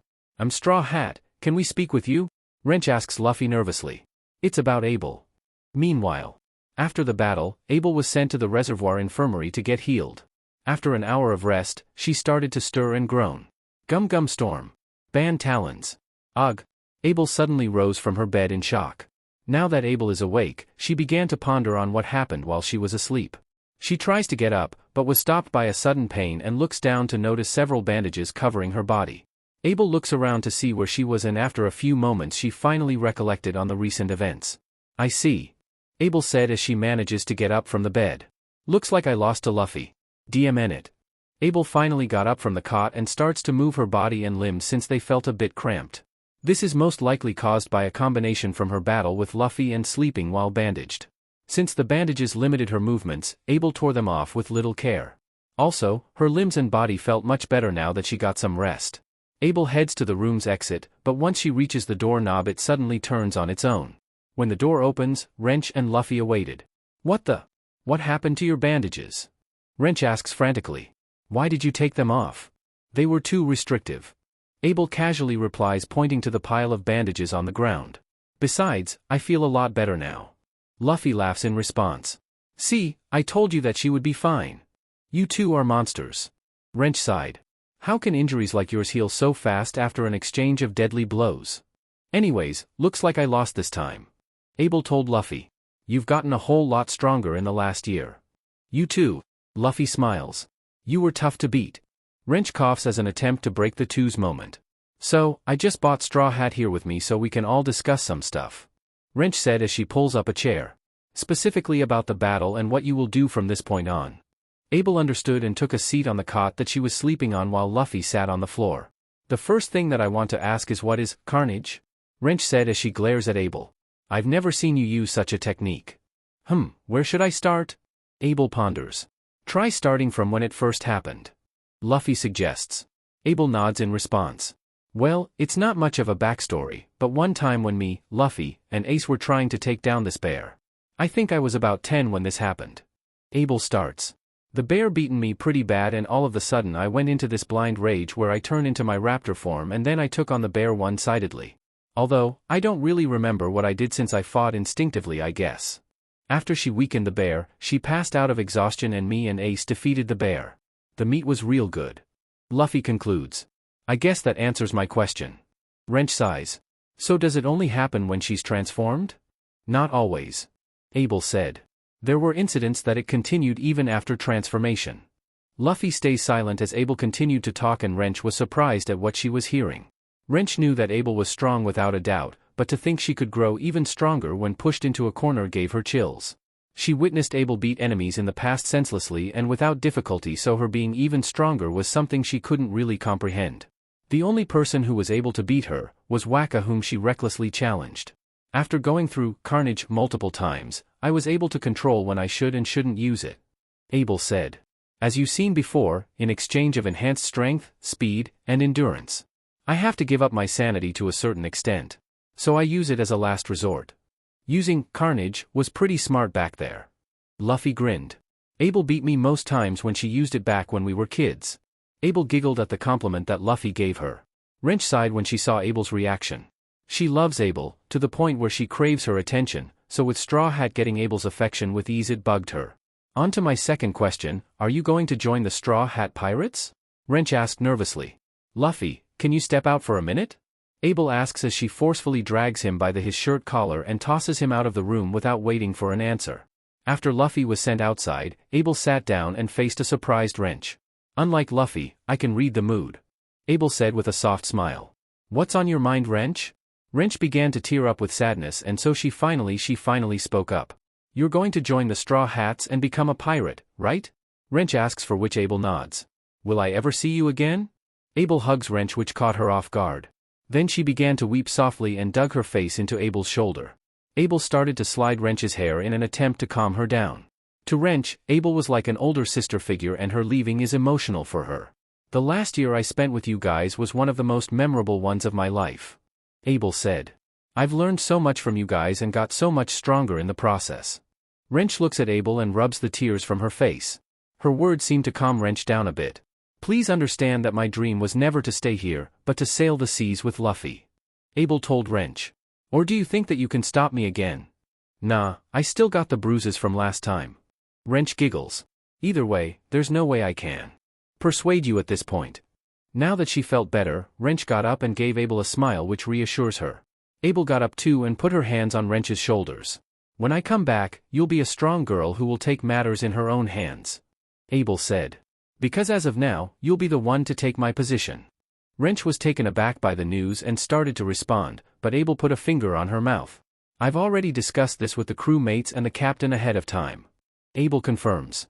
Your actions from when you put your life on the line in order to prevent me from leaving without hesitating shows me that you have the determination that others don't. You really think I can do it? Wrench asks with an excited glow in her face. Without a doubt. Abell smiles as she heads for the door. Come on, the others are waiting. When Abell and Wrench exits the infirmary, they came face to face with not Luffy, but the crew of the reservoir. Much to the pair's surprise, instead of swarming Abell, the crew surrounds Wrench and start congratulating her. Isn't this great? You're going to be the one to fill in Abell's spot. Hammer said while patting the top of Wrench's head. I'm jealous. Drive complains as he gives Wrench a noogie. I wish she chose me instead. Wrench was speechless at the shower of attention that she didn't realize that Abell left her side. While the crew was celebrating on Wrench's promotion, Abell sneaks off and made her way to her living quarters. She wants to at least get her stuff from her room before leaving. Once Abell enters her room for the last time, she was surprised to see Waka waiting for her. Leaving without saying goodbye, he asks. Abell turned her back on Waka and proceeds to collect her belongings. Saying goodbye now would ruin the atmosphere. Abell said as she heads out. Besides, I can't wait any longer. Wah-ha. That's true. Waka laughs. The reservoir is no place for an adventure-loving girl like you. All of a sudden, Abell stops herself from exiting the room. Instead, she faced Waka and bowed before him with gratitude. Go on, pirate. Waka said with a smile. Thank you for your service. Abell looks up and smiles before running out the door and to the Mary. Once Abell was out of his line of sight, Waka let out a loud sigh. She's been grinning more than she ever in the past few days. That boy's charisma and hat reminds me of the old times, Waka said to himself. In fact, Straw Hat oddly reminds me of you, Roger. At the going Mary. Since Abell kicked him out, Luffy headed back to the ship to wait for his newest crewmate. The other members were also ready to head out, but most of them are starting to get quite impatient. Including Luffy. Since Usopp was up at the crow's nest, he was the first to see Abell come running. I see Abell coming. Usopp calls out to the others. Everyone smiles and looks over to see Abell coming towards them. However, instead of someone happy to join them, Abell had the face of someone running for her life. Set sail. Abell yells from the distance. We need to get out as soon as possible. At first the crew was confused, but the sound of metal creaking broke their attention. Before leaving, she forced open the doors for the controls and left it on a timer. The doors of the reservoir were opening and the noise will definitely gather attention. The last thing Abell want was a bunch of goodbyes, and so the sooner the doors close, the sooner she can get away.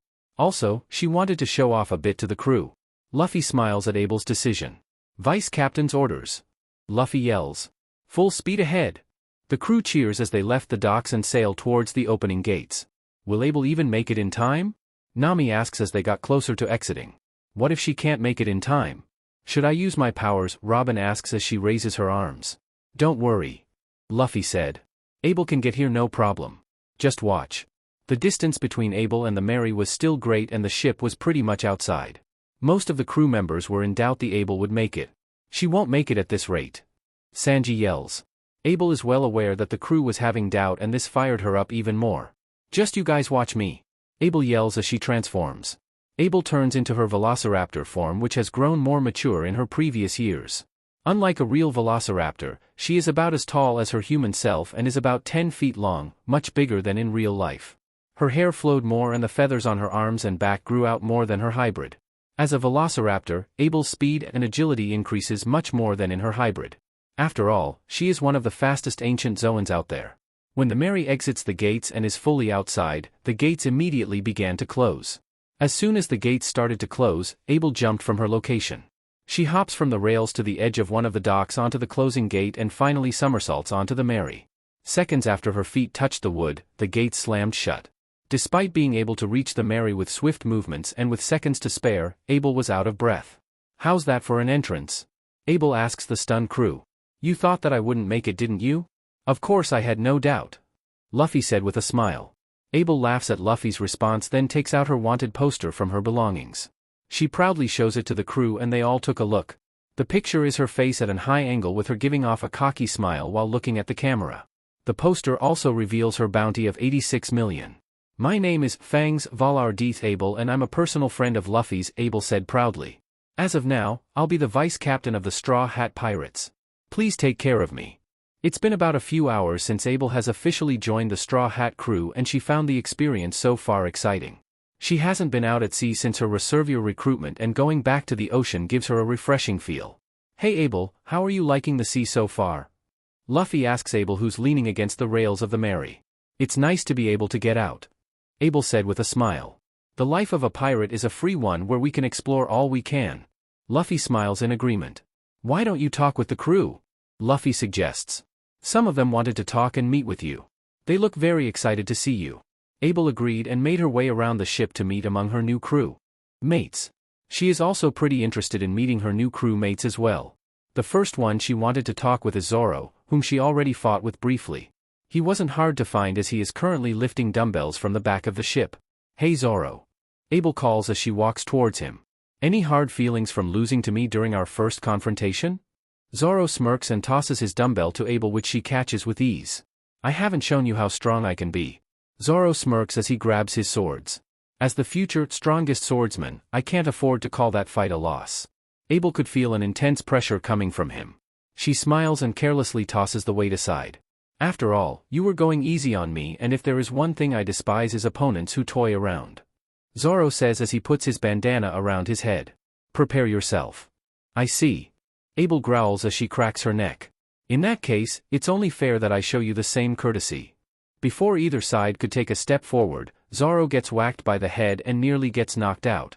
It was a fuming Nami. Can't you not get into a fight the moment we go out to sea? Nami furiously asks the swordsman. And you? Abell froze in fear as Nami walks up to her. Let's go to my room. We need to get away from all these boys and have some girl time. Nami says as she drags Abell below deck. Abell couldn't even retort to Nami's advances and so accepted Nami's invitation. Nami brought Abell to the girls' quarters where Robin is present. Once there, Nami pushes Abell into a hammock that was just hung up. Alright, now that the boys are away, I want to know more about you. Nami said with a smile. As much as I like being around Robin, being with a girl that is the same age is more enjoyable. I'm also very intrigued to know about you as well. Robin adds. At first, Abell was taken aback by the sudden turn of events, but regained composure. Well, for starters, my name is Volour D. Abell. Abell said. I grew up with Luffy and Ace. That explains why you two were energetic when you first met from before. Nami said. Still, I can't believe Luffy never mentioned anything about you. I don't find that odd at all. Abell says as she leans into the hammock. Me and Ace are probably not a topic that he would bring up on his own. Now that you mention it, Luffy didn't mention anything about Ace at all until we met him back at Alabasta. Nami said. Since we're on the topic of the past, can you care to explain about yours? Robin asks Abell. Your name brings some questions. Abell looks at Robin with a confused look. Sure, ask away, Robin. Robin smiles with gratitude. Who are your parents? Robin asks. Nami was startled at Robin's question. Robin, I don't think that's a good question to ask. Abell rose her hand in front of Nami. It's fine. Despite it all, I'm not one to hide my past, so I'll tell you what I know. Abell told her crewmates. That being said, I heard a lot of stories about you too, Nico Robin. Touché. Nami began to question her actions now because the air seems tense with Abell and Robin in one room. She also realized that this is someone who grew up with Luffy and has a similar personality. Nami has no doubt that common reasoning will not work in this situation. Before I met Luffy, I grew up with my foster mother. Abell begins. Her name was Glass. She passed away while we were on the run from some weird men. Robin perked at Abell's comment. What do you mean by weird men? I don't remember much about them. Abell admits. Just that they were dangerous and that they wore black. Robin looks at Abell in a more serious stare. You're in Volour, someone who bears the mark of D, and are chased by men in black. Is something the matter, Robin? Nami asks. Robin's attitude changes and gives the girls a reassuring smile. I'm just overthinking. After a casual chat, Abell decides to head up on deck. I want to meet the other members, so I'll talk with you later. With that, Abell left, leaving Nami and Robin in the dust. When Abell gets up deck, the first person she saw is the long-nosed guy. Abell forgot his name, but no better time than the present. As she approaches him, Abell notices the guy tinkering with some blue stick. Hey long-nosed guy, what are you up to? Usopp didn't notice Abell was behind and jumped in terror. He quickly crawled to the opposite end and pulls out a slingshot. Most likely in self-defense. Luffy and the others may have accepted you, but I know that you are a savage beast. Usopp said as he raised his slingshot with shivering hands. Chopper. The plan is in action. Eh? Plan? All of a sudden, Chopper, who's in heavy point, charge at Abell from behind with a thick coil of rope. Usopp and Chopper wraps the rope around Abell, who's still stunned on the sudden turn of actions. The duo bring Abell to a chair, strap her, and put a light on her as an attempt on an interrogation. Okay, question 1. Usopp says. What gives you the right to join our crew? I made Luffy a promise that if I fight him and prove myself worthy then I can join. Abell answers. But, you almost kill him in doing so. Chopper said. A fight between pirates is never clean. Abell counters. It's kill or be killed. Usopp and Chopper huddle together whispering something that Abell couldn't comprehend. Once they finished talking, Usopp and Chopper went back to interrogating their new crewmate. Question 2. What kind of freaks how are you? Usopp asks. Me and Chopper do not approve of someone with such scary powers and someone who almost killed our captain joining our crew. Abell decides to take the opportunity to scare the two. Before I tell you, may I ask your name and what you are? Abell asks. Usopp and Chopper huddle again and nod in agreement. I'm a mighty warrior of the sea, Captain Usopp, who has 100 men backing him up. I'm Chopper. The ship's doctor. Abell smiles. Wow, how nice that Luffy found such strong and loyal companions. Abell's compliment made the two embarrass and both accepts the glory of praise. All of a sudden, Abell transforms and breaks free from her bounds. The two saw Abell rip out and scream in terror. I ate a devil fruit that allows me to transform into a velociraptor. Abell said before transforming back. With me as vice captain, I can back you guys with my powers and help you with anything you need. Usopp and Chopper stared at each other for a moment and went back to their strange huddle. Okay, we decide after solid consideration, we will accept your protection. Usopp said. Welcome to our crew. The pleasure's mine. Abell said as she reverts back. All of a sudden, Usopp and Chopper were struck on the head. It's Sanji who happens to have a drink and a sorbet of some sort. You two are treating this lady with no respect. Sanji scolds the two. Here you go lovely lady, a nice cool drink and vanilla bean ice cream with chocolate filling. Abell accepts Sanji's dish with delight. Thank you swirly eyebrows. Usopp and Chopper let out a huff of laughter, but Sanji paid no heed to them. The name's Sanji and I'm the cook of the crew. Sanji said. You want a dish done, then just ask me. Abell looks at Sanji and smiles. Thank you Sanji. Sanji's eyes turn into hearts and he swirls around with happiness. How lovely it is to have not one, not two, but 3 beautiful ladies on our ship. Sanji said with pure joy. If you're trying to hit on me, I'm not interested. Sanji looks at Abell with utter shock. Did the cook get dumped? Zoro asks from above. Yeah. Usopp calls back. Sanji looks down, but tries to think positive. Why would you say that? He asks. I'm only interested in Luffy. The 4 boys were struck at Abell's comment. Sanji went to his knees in sadness. How is it that Luffy gets a lady all to himself? Sanji mutters. Aren't childhood friends supposed to be boyfriend and girlfriend? Abell asks with purity. The boys gave Abell a questionable look. I don't think how that works. Zoro said thinking about his childhood friend. Well, it doesn't matter. Sanji said with his head held high. If a lady makes a strong commitment, respect it. Hey, Abell. Everyone looks up to see Luffy jumping down from the crow's nest. Did you meet everyone? Luffy asks as he adjusts his hat. Yep. You have such a strong crew. Abell said. I can tell that this will be fun. As of now, everyone approaches the front deck to eat outside. Today's meal is meat dishes and everyone is enjoying themselves to the best. Luffy stands up and raises his cup. Everyone, let's celebrate on our new crewmate. Luffy yells proudly. Welcome once more Abell. The crew smiles and drink to their new crewmates with a smile and open arms. A few days after recruiting Abell, the crew met their first real obstacle, a group of sea monkeys riding a giant wave. It was all hands on decks as each of the crew members do their part to escape the giant wall of water. As they do so, Usopp notices something. There's a ship sighted at 12 o'clock, the sniper calls out. Is it an enemy ship? Luffy asks. I don't know. There is no sail and flag. Usopp responds in a confused tone. If they aren't flying their colors then why are they sailing? Luffy asks. Don't ask me. Wait till I see her crew. Usopp said as he leans in closer. There's barely anyone on board and the ones who are there are all depressed. Luffy made his way towards the rails of Mary and calls out the ship beside them to watch out, but everyone could tell that the crew didn't seem to have the motivation until they noticed that they were pirates on a pirate ship. All of a sudden, the crew rambles about stealing the Straw Hat's treasure and avoiding the waves simultaneously. However, something was wrong with the crew and they seemed to bicker rather than work together. They seem quite disorganized. Abell notices. Looks like they're newbie sailors. Better for us. Sanji said. They're talking about plundering us so they're our enemies.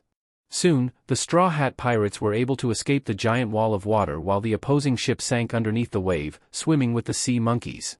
After the crew escapes the sea monkey attack, they continue on their way. Weather, humidity, and wind are all in check. Nami confirms. Seems like that sudden wave was nothing more than a sea monkey prank. Abell looks in the direction of where the funny-looking fish were and stare in awe. The world beyond the reservoir is much more exciting than she anticipated. All of a sudden, Robin calls out of an fog-covered island that was in her view for quite some time. Abell, Luffy, and Usopp rile up in excitement as they look forward to the next island despite Robin's late notice. I hope we can find a carpenter. Luffy said as he faces the direction of the island. Yeah, it's unfortunate that we cannot spare any of ours. Abell said. This ship deserves a good fix. Hey, is anyone even curious about the ship from before? Usopp asks. I mean, no captain, no navigator, no flag, no teamwork, and not even energy. They probably had a battle and lost their captain and flag. Zoro guesses. No, there was no sign of injuries from the crew and the ship was barely damaged. Usopp said. It's possible that they were raided by an enemy. Abell suggests. I don't think it's worth the time to think about. Sanji said as he puffs some smoke. As Usopp goes through his sickness of seeing a new island, which made Abell a bit concerned, the island slowly came closer to view. However, There's nothing here. The island was a legit prairie with grass as far as the eye can see with a few skinny trees littered here and there. Nonetheless, the majority of the crew was pretty disappointed on this new island. Whoa! There's so much grassland, Luffy said as he looks around. What a boring island. Sanji sighs. I wonder if anyone lives here. Robin ponders. With all this open space, I guess we can spot an enemy attack if there will ever be one. Zoro notes. This is the first island that I come to after a year? Abell groans. I guess it will do. Luffy, Usopp, Chopper, and Abell eagerly jump off the ship and begin to run around the coast and further into the island, leaving the others behind. All of a sudden, Chopper made a sudden yelp. Luffy, Abell, and Usopp came to his side and stared at what Chopper was staring at. Look at that tall person. No matter how you look like it, that's a bear. Long. That's a long bear. Guys, that's not the only thing that's long. The trees, fruits, animal, and birds are all long and skinny. The four can barely believe what they see. Usopp took notice of something in the distance and puts his goggles on curiously. I see a house in the distance, he said. Maybe there's a carpenter there. Luffy said as he runs off in that direction. Abell, Usopp, and Chopper followed Luffy towards the house, and as they do so, Usopp mutters about the island's ecosystem. The house looks like as expected, long. Without a care in the world, Luffy enters the house with Abell following him, much to Usopp's fear. Despite his worries, no one seems to be occupying the place. In fact, most of the place is covered in dust, hinting that the place hasn't been used in a while. Hey, guys! Chopper calls out. I found a giraffe. When the three looked out, to see a horse that has the body of a giraffe. Chopper, I think it's just a long horse. Abell clarifies as she and her crewmates begin to gawk and pet it. You're right. Chopper confirms. Her name is Sherry. She's got a saddle on, so people must live here. Usopp notices. Still, I wonder where they would be. Abell turns to Luffy, who was staring at some bamboo. He seems to have a stern look while he does so. Now that's some tall bamboo. Abell comments as she stares upwards. I can barely see the top. Luffy points at a certain bamboo stalk, which confuses Abell. Hey, if you look closely at this bamboo. All of a sudden, the bamboo starts to move and skitter. Abell looks at it in awe while Usopp, who happens to be next to her, jumps back in surprise. Whoa! It must be another long animal. Luffy said with excitement. As Luffy stares in amazement at the moving bamboo, the stalk makes its way towards Luffy and hits him and knocks him to the ground. However, there's no way something like that would do any harm to him. Be careful, Luffy. Usopp calls out. I'm not going to get beaten by some bamboo. Luffy yells as he jumps towards the bamboo. Gum gum whip. As expected, the bamboo snaps from Luffy's kick and slowly comes down. Usopp cheers at Luffy's victory, but Abell is a bit skeptical. Was it just some regular bamboo? Abell wonders as she watched the bamboo fall. No, the bamboo wasn't grounded, which means this stalk was made by hand. The four straw hats watch the bamboo fall, and along the way down came a small bearded old man which lands in the center. The four of them looks at him with a blank look. The spirit of the bamboo fell and has appeared before them. Can you say something? Abell hesitantly asks. Of course. I remember you, it's been ages, the strange man said. How've you been? Does anyone know this guy? Usopp asks his crewmates. Luffy, Abell, and Chopper answers, no way, and thus the man realizes that he doesn't recognize them. For which Usopp yells in confusion. My name is Tunjit. Tunjit said as he stood up. Let me thank you, it was you guys who knocked me off my stilts, right? I thought those were man-made. Abell says as she and the group notice the step on the top of the broken bamboo. You were up on those tall stilts that we couldn't see the tops of? Luffy asks. Yep, that was me on the top. Tunjit confirms. I get you were on the top, but why were you on such tall stilts? Abell curiously asks. Tunjit explains that he's a man that always loved stilts. That being said, he wanted to make the tallest stilts using the bamboo on the island. However, once he managed to get on top, he was too scared to come down.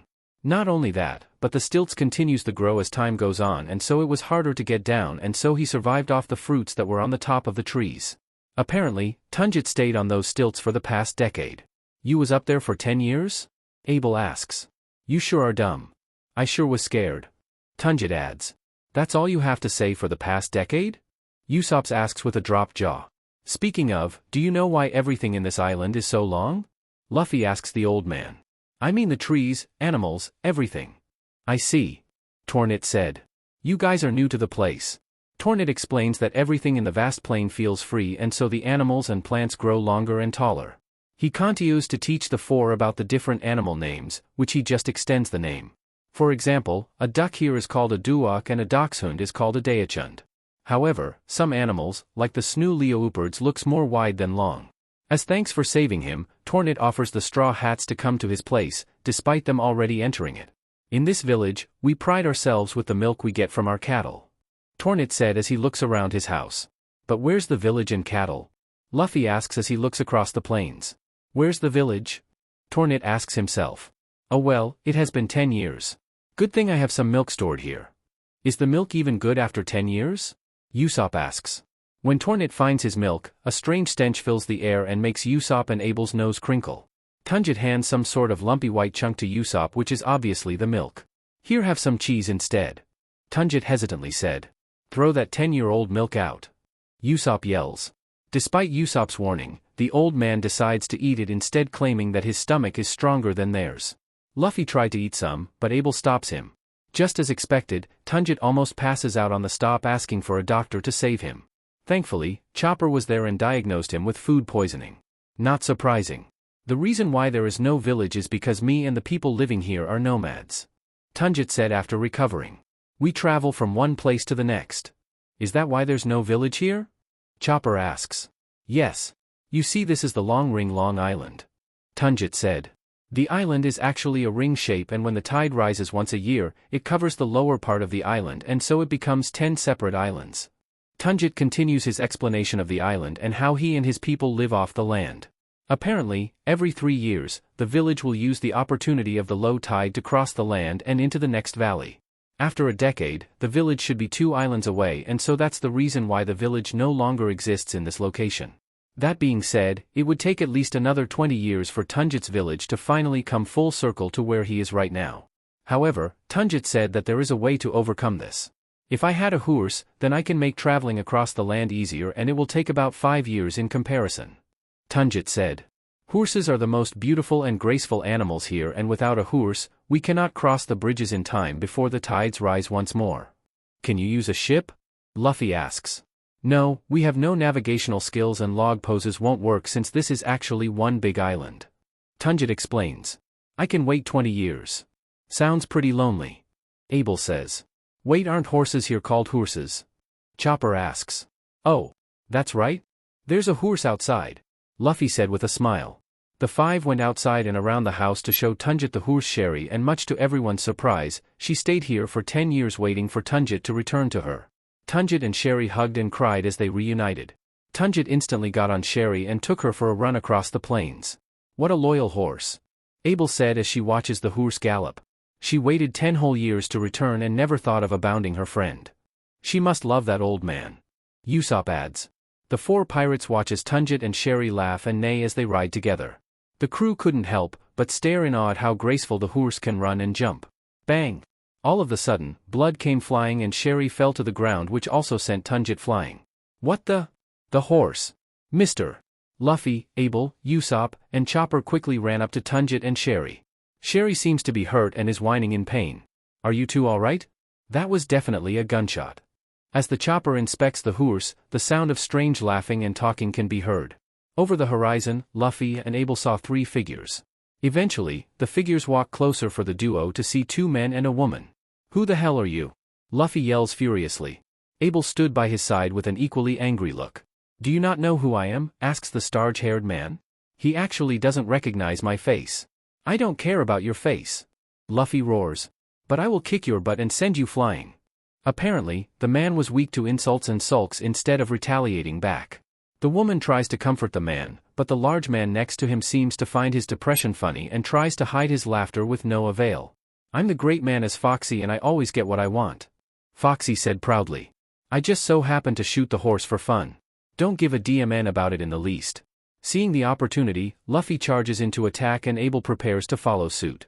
Just wait a moment, Foxy yells. Straw Hat Luffy. Luffy stops and so did Abell. It wasn't odd for other people to know his name, but the way Foxy called him out was somewhat odd according to Abell. This man is full of confidence. Monkey D. Luffy with a bounty of 100 million and Roronoa Zoro with a bounty of 60 million, the woman said. And I recognize your face too. Volour D. Abell with a bounty of 86 million. At first we thought you guys were a group of 7, but as a group of 8, a 246 million berry total is quite the feat. Then, Foxy raises his hand and shows off 3 coins. With that said, we the Foxy Pirates and you the Straw Hat Pirates challenge you to a Davy back fight. Luffy and Abell both have no idea what a Davy back fight is, but the words, challenge, and fight, was all it took to set them off. Wait you guys. Usopp pleads to deaf ears. We can't play that game or we lose our friends. Usopp's warning didn't catch his captain's attention and he accepts the challenges from Foxy without any hesitation. Abell didn't stop Luffy and Chopper was busy tending the horse, so Usopp needs to take charge somehow. However, Luffy already accepted Foxy's words before Usopp's warning can reach his ears. I told you not to accept. Usopp yells furiously. Luffy and Abell couldn't understand the situation, but Abell could sense that something was off when Foxy and his 2 crew mates sneer and laugh at them after challenging them. Frankly, it's pissing her off. Foxy's teasing is also getting on Luffy's nerves as well. But he shot the horse. Luffy yells back as he points the injured horse. All of a sudden, Tunjit grabs a gun and aims it at Foxy. Luffy yells at the old man to stop saying that Foxy is a pirate, but Tunjit refused to listen and plan on taking revenge. Quickly, Abell runs towards the man and grabs the gun away from him. Without speaking, Abell walks to Luffy and hands him the gun as if she knew what he asked of her. Luffy raises the gun and Foxy mirrors him. Bang! Bang! Idiot! Idiot! Idiot! Idiot! Usopp screams as he slaps Luffy. Abell, why didn't you stop him?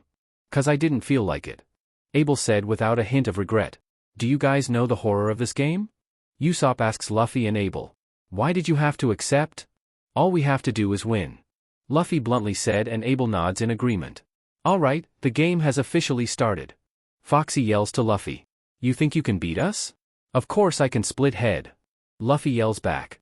Foxy slumps to the ground depressed and Abell couldn't help but snicker at the pirate's new nickname. Apparently, the man next to Foxy thought so too.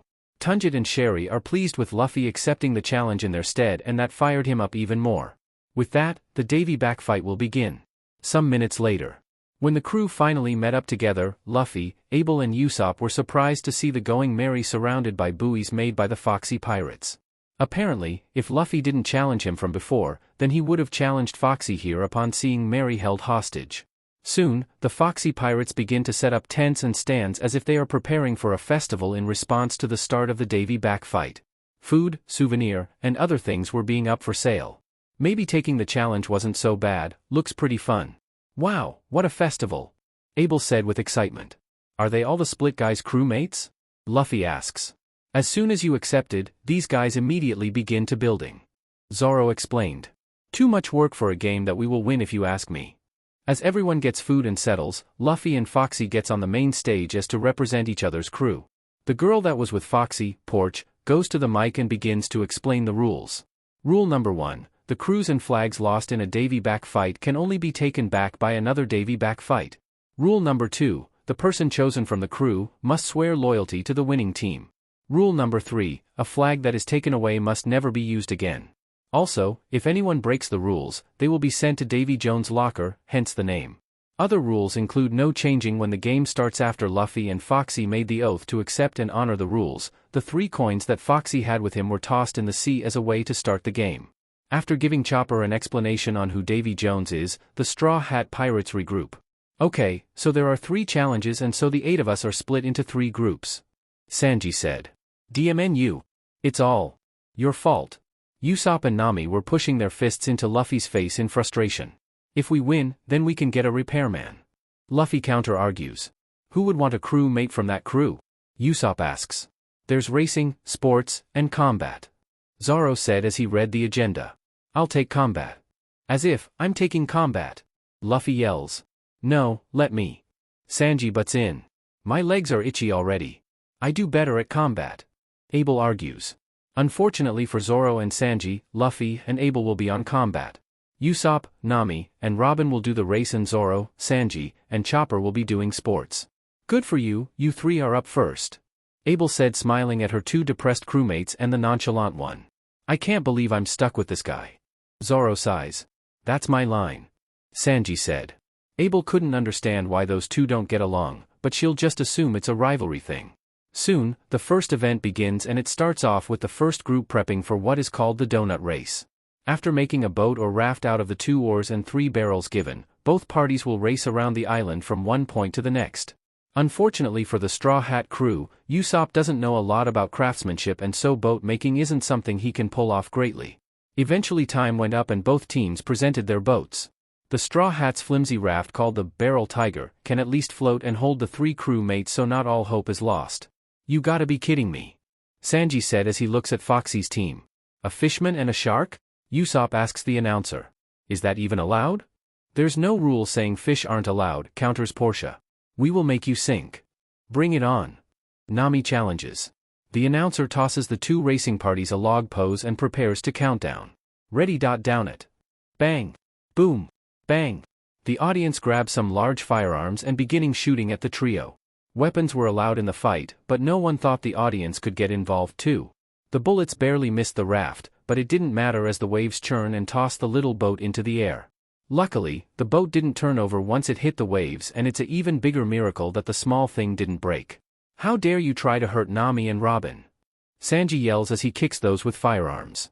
Abell notices some of the larger spectators preparing to hurl a giant boulder, and she went for them, smiling evilly. "No way I'm letting you do that," Abell yells. "Velik Lariat." Abell raises both of her arms and she charges towards the group. Abell jumps towards the larger men who were heaving the rock, and she let her arms hit their neck with great force. It was thanks to Abell's interference that the boulder lands on the starting line and away from the trio. "Come on guys. Row," Luffy calls out. Usopp begins rowing and eventually starts to get some speed. After defeating some of the spectators, Abell joins Luffy and Chopper in cheering on their crew mates. Still, the opposing team still had more tricks up their sleeve. The fishman on the Foxy Pirates team knows fishman karate and can use a technique strong enough to split the water and straight through the back of the Barrel Tiger. "Wow, this is my first time seeing fishman karate," Abell said as she watches the race. "Yeah, I think Arlong and those other guys used it too, right?" Luffy asks Zoro and Sanji. "The one I fought used it," Sanji confirms. The race is getting surprisingly fun to watch. With Robin using her devil fruit and Usopp using his dials, this gave Abell the opportunity to see her crew mates in action. It was only a matter of time until the 2 teams faced their first real obstacle, the long coral, which has long whirlpools in a long gap. Abell watches and notices something moving across the coastline. "Huh? Split Head and the ape guy are tailing them." Abell follows the 2 without being noticed. Little did she realize that her fellow crew mates were being distracted, and she incidentally put her focus on the race rather than what's around her. She has no doubt that the opposing captain will do something from the land after the whole spectator stunt. "All right, time to do my best as vice captain," Abell yells as she runs after them. "Not so fast." Abell turns around and a sudden impact hits her face, knocks her backwards. Despite the sudden attack, Abell wasn't fazed that much, and so she faces behind her to see her attacker. The person before Abell is some cat-like person who's most likely a Zoan devil fruit user, just like her. She instinctively realizes that if she is going to have to track the racers, this man will have to be defeated, and so she transforms into her hybrid form. "Now, who are you?" Abell asks as she cracks her knuckles. "My name is Chiquita," answers the man before Abell. "There's no way I'm going to let you catch up to the boss." "Did he say catch up?" Abell asks herself in slight disbelief. "Does he think he can catch up to me?" "Look over there," Abell yells, pointing to the sky. The man turns around and Abell punches him with great force before running off towards the direction of the 2 racers and Foxy. Abell laughs as she dashes forward. There isn't anyone who can catch up to. Something struck the back of Abell and she tumbles across the grass. Abell turns and sees the man right next to her. She decides to continue to run and outpace him. However, she can't outrun him nor get him off her tail. "I ate the cat fruit model cheetah," Chiquita said with a confident smirk. "No person can outrun me. You're nothing but a pain in the butt," Abell yells as she turns into her full beast form and runs faster. Her opponent does the same and continues to match her speed with relative ease. The 2 Zoan users bump into each other to try to knock the other one off, but both are almost equal, with Chiquita having stamina to spare. Both pirates were so focused on each other that they passed the racers. Once both reach the halfway point of the island, Abell decides to take the offensive and goes back to her hybrid form. "Velik Javelin," Abell yells as she jumps and moves her foot towards the Catman. Chiquita avoids the attack by sidestepping in his hybrid form, and both continue to run. "Cheetah Paw Patter," yells the Cheetah Man as he runs next to Abell and unleashes a barrage of punches. Much to the Chiquita's surprise, Abell is able to block and dodge each of his attacks. To Abell, his fists were slow in comparison to Luffy's.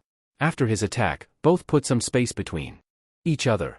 At this point, it was only a matter of who stops first. Strength-wise he's nothing, but the fact he's matching her pace is pushing her patience and is nothing to scoff at. Never in her life has she met someone who can match her speed so easily. Hold on, he's showing off. Abell realizes. Which means his guard's down. Abell knew what to do in order to defeat him, and she can see the Foxy Pirate's giant ship into view, which is perfect timing. This is going long enough. Abell yells as she runs closer to her opposer. I'm ending this stupid race between us and getting back to helping my crew mates.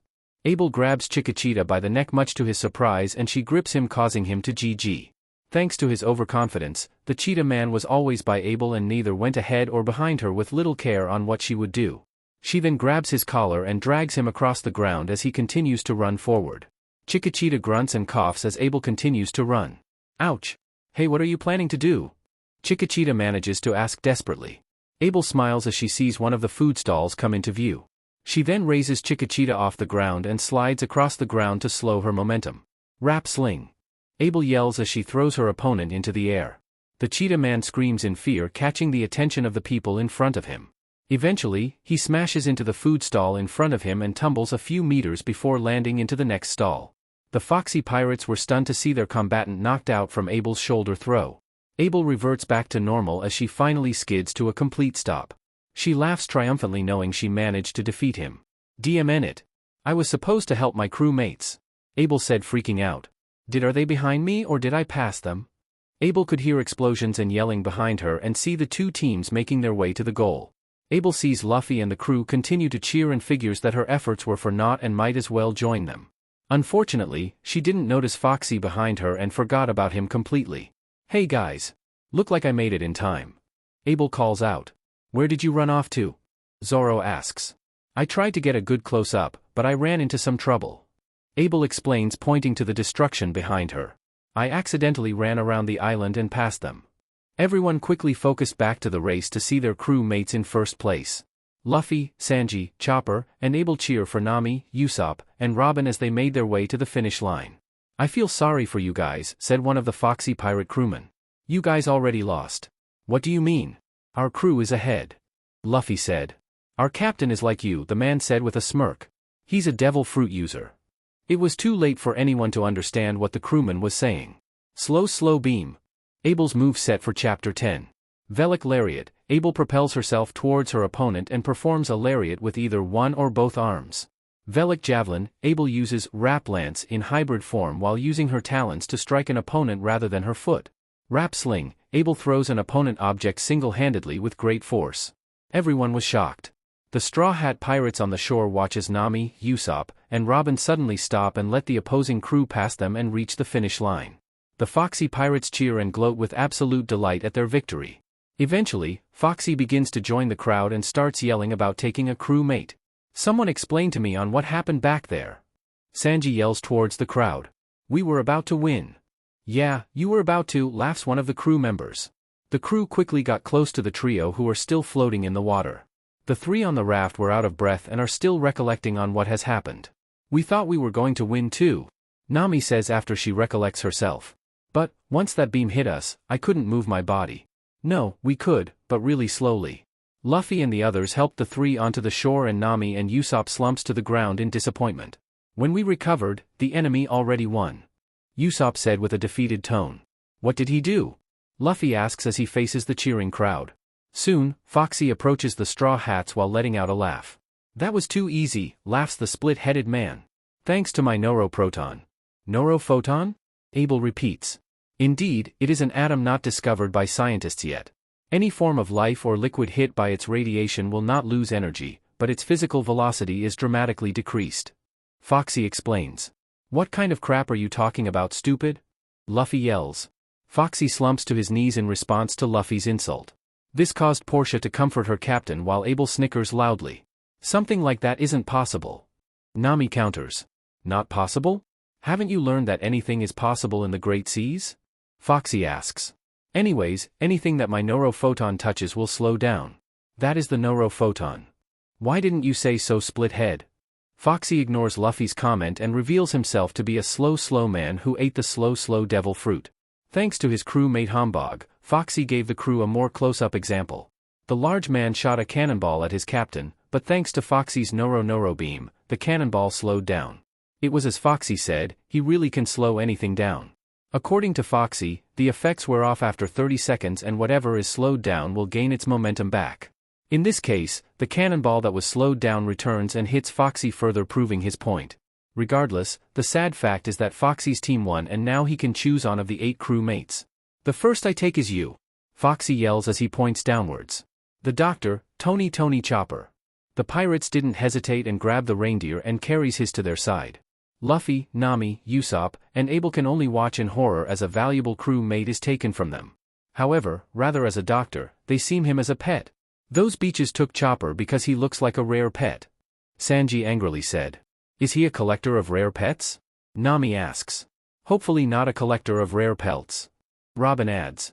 Enough with the jokes. Usopp yells. They took our friend. The Foxy pirates cheer as they give a warm welcome to Chopper while making sure that he wears a mask and swear his loyalty. Usopp and Nami were almost in tears on how they lost the race, thus losing Chopper. Chopper refuses to accept the fact that he switched sides and begins to cry out for his reasons for sailing and traveling the seas. Shut your mouth, Chopper. Zoro yells out from behind everyone. You're disgraceful. It was your choice to get a life at sea, and dead or alive, the choice was yours and yours alone. So don't blame it on others. Zoro said. We accepted the challenge. Usopp and the others tried their best. In the pirate world, tears won't get you anywhere. Everyone remained silent and Luffy, Sanji, and Abell nod in agreement. If you're a man, sit tight and quietly watch the game. Zoro concludes. How could you say that? Nami asks Zoro. He must feel terrible. Much to her surprise, Chopper stopped crying and stood up straight. Much better. The crowd cheers at Zoro's speech and hoping to take him next. Even Luffy, Abell, and Usopp cheers to Zoro's declaration. The next match will decide who claims who. We will need to win our emergency food supply back. Sanji said as he preps himself mentally for the next round. Wait, isn't Chopper supposed to be in the next round? Usopp asks. This is a strategy gambling game, explains one of the crew mates. No exchanging whatsoever. Knowing the Foxy pirates, no doubt that they'll take advantage of the fact that we can only use 2 people while they have 3. Abell said. All of a sudden, one of the crewmen went on to stage out of breath and whispers something to Foxy. What? Foxy yells out. Chiquita is out cold? He's supposed to help me in the 3rd round. Oh, the cat guys? Abell asks out loud. Yeah, I kicked his butt back at the race. All of the Foxy pirates turned their attention to Abell. Soon, they were all cursing and booing her, claiming on how heartless she was to take out one of their fellow crew mate behind their back. Usopp and Nami were also scolding her on how she added fuel to the opposing crew's fire. Abell couldn't really care less, and the monster trio plus Robin didn't seem to bat an eye at her actions.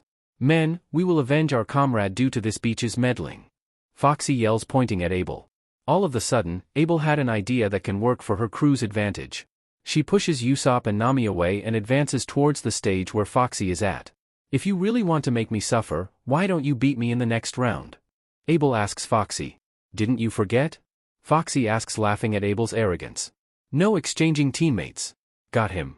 I'm not exchanging with anyone. I'm replacing an empty spot. Abell explains. If I recall, the rules don't apply for filling the spot if it's already vacant and with no one to exchange with. Everyone went silent. I didn't think about that. Foxy explains with a shocked face. Abell almost has him and continues to egg the captain.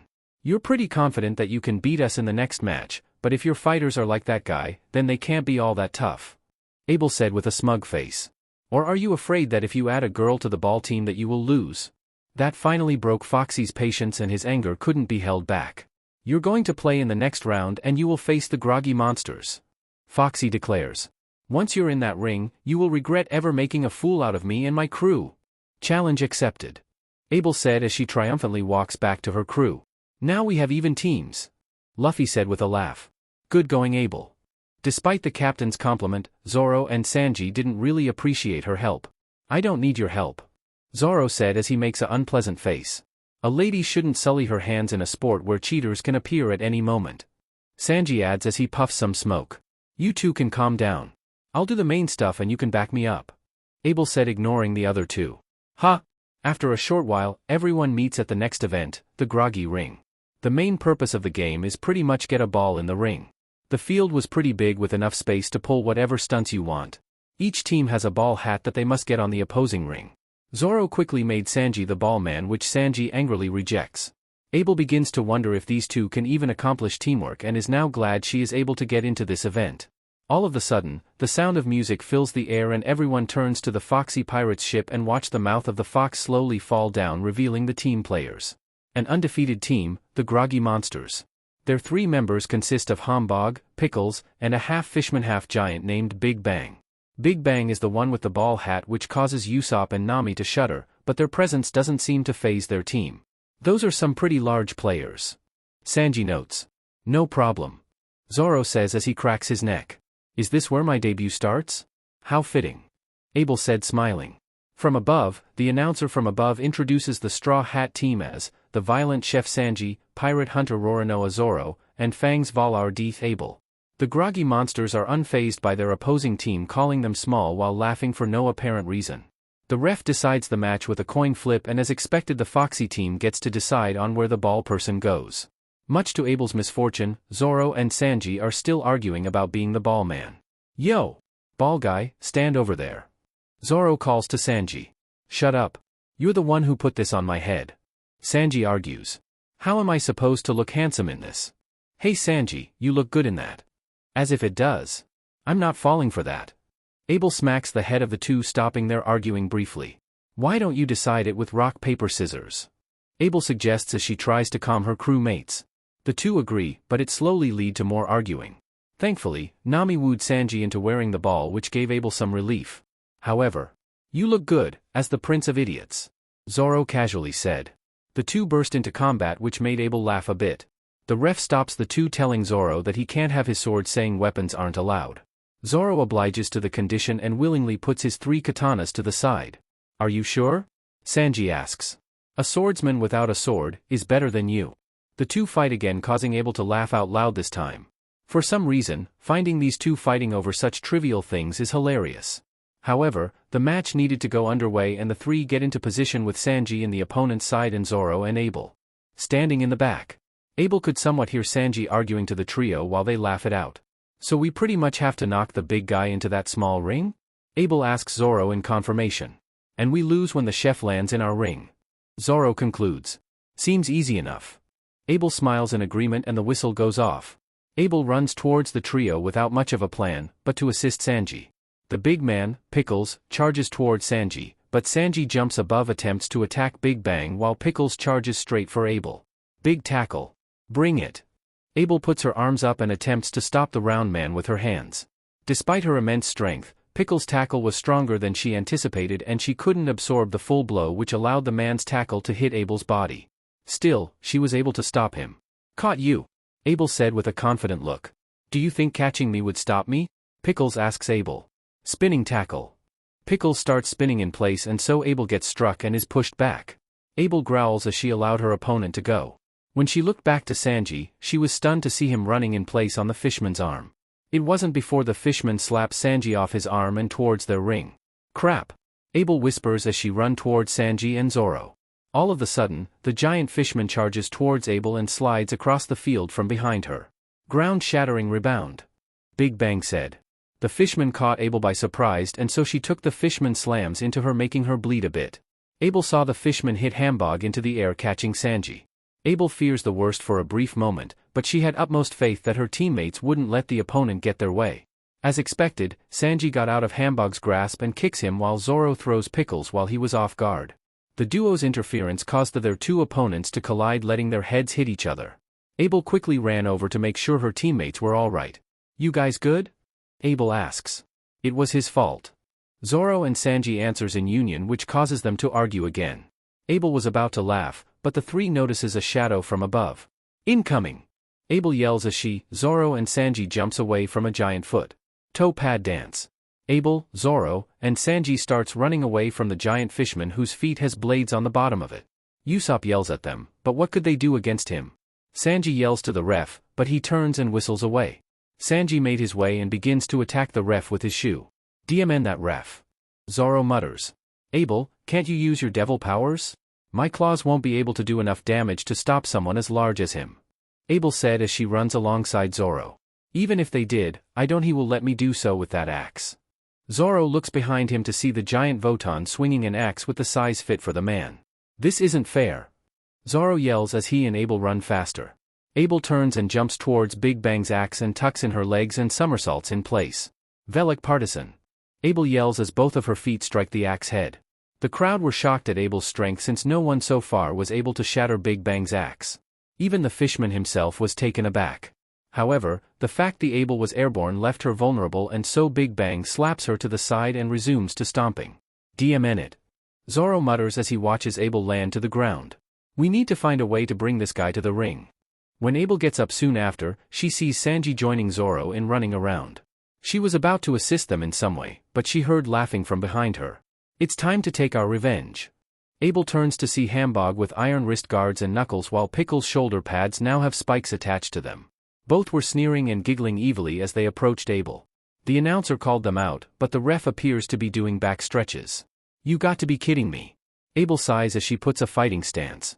Forget about the ball man for a while, leader. We need to teach her what it means to face the groggy monsters. Pickles said as he goes for another tackle. Spike's tackle. Pickles yells as performs the same tackle as before. Try catching me now.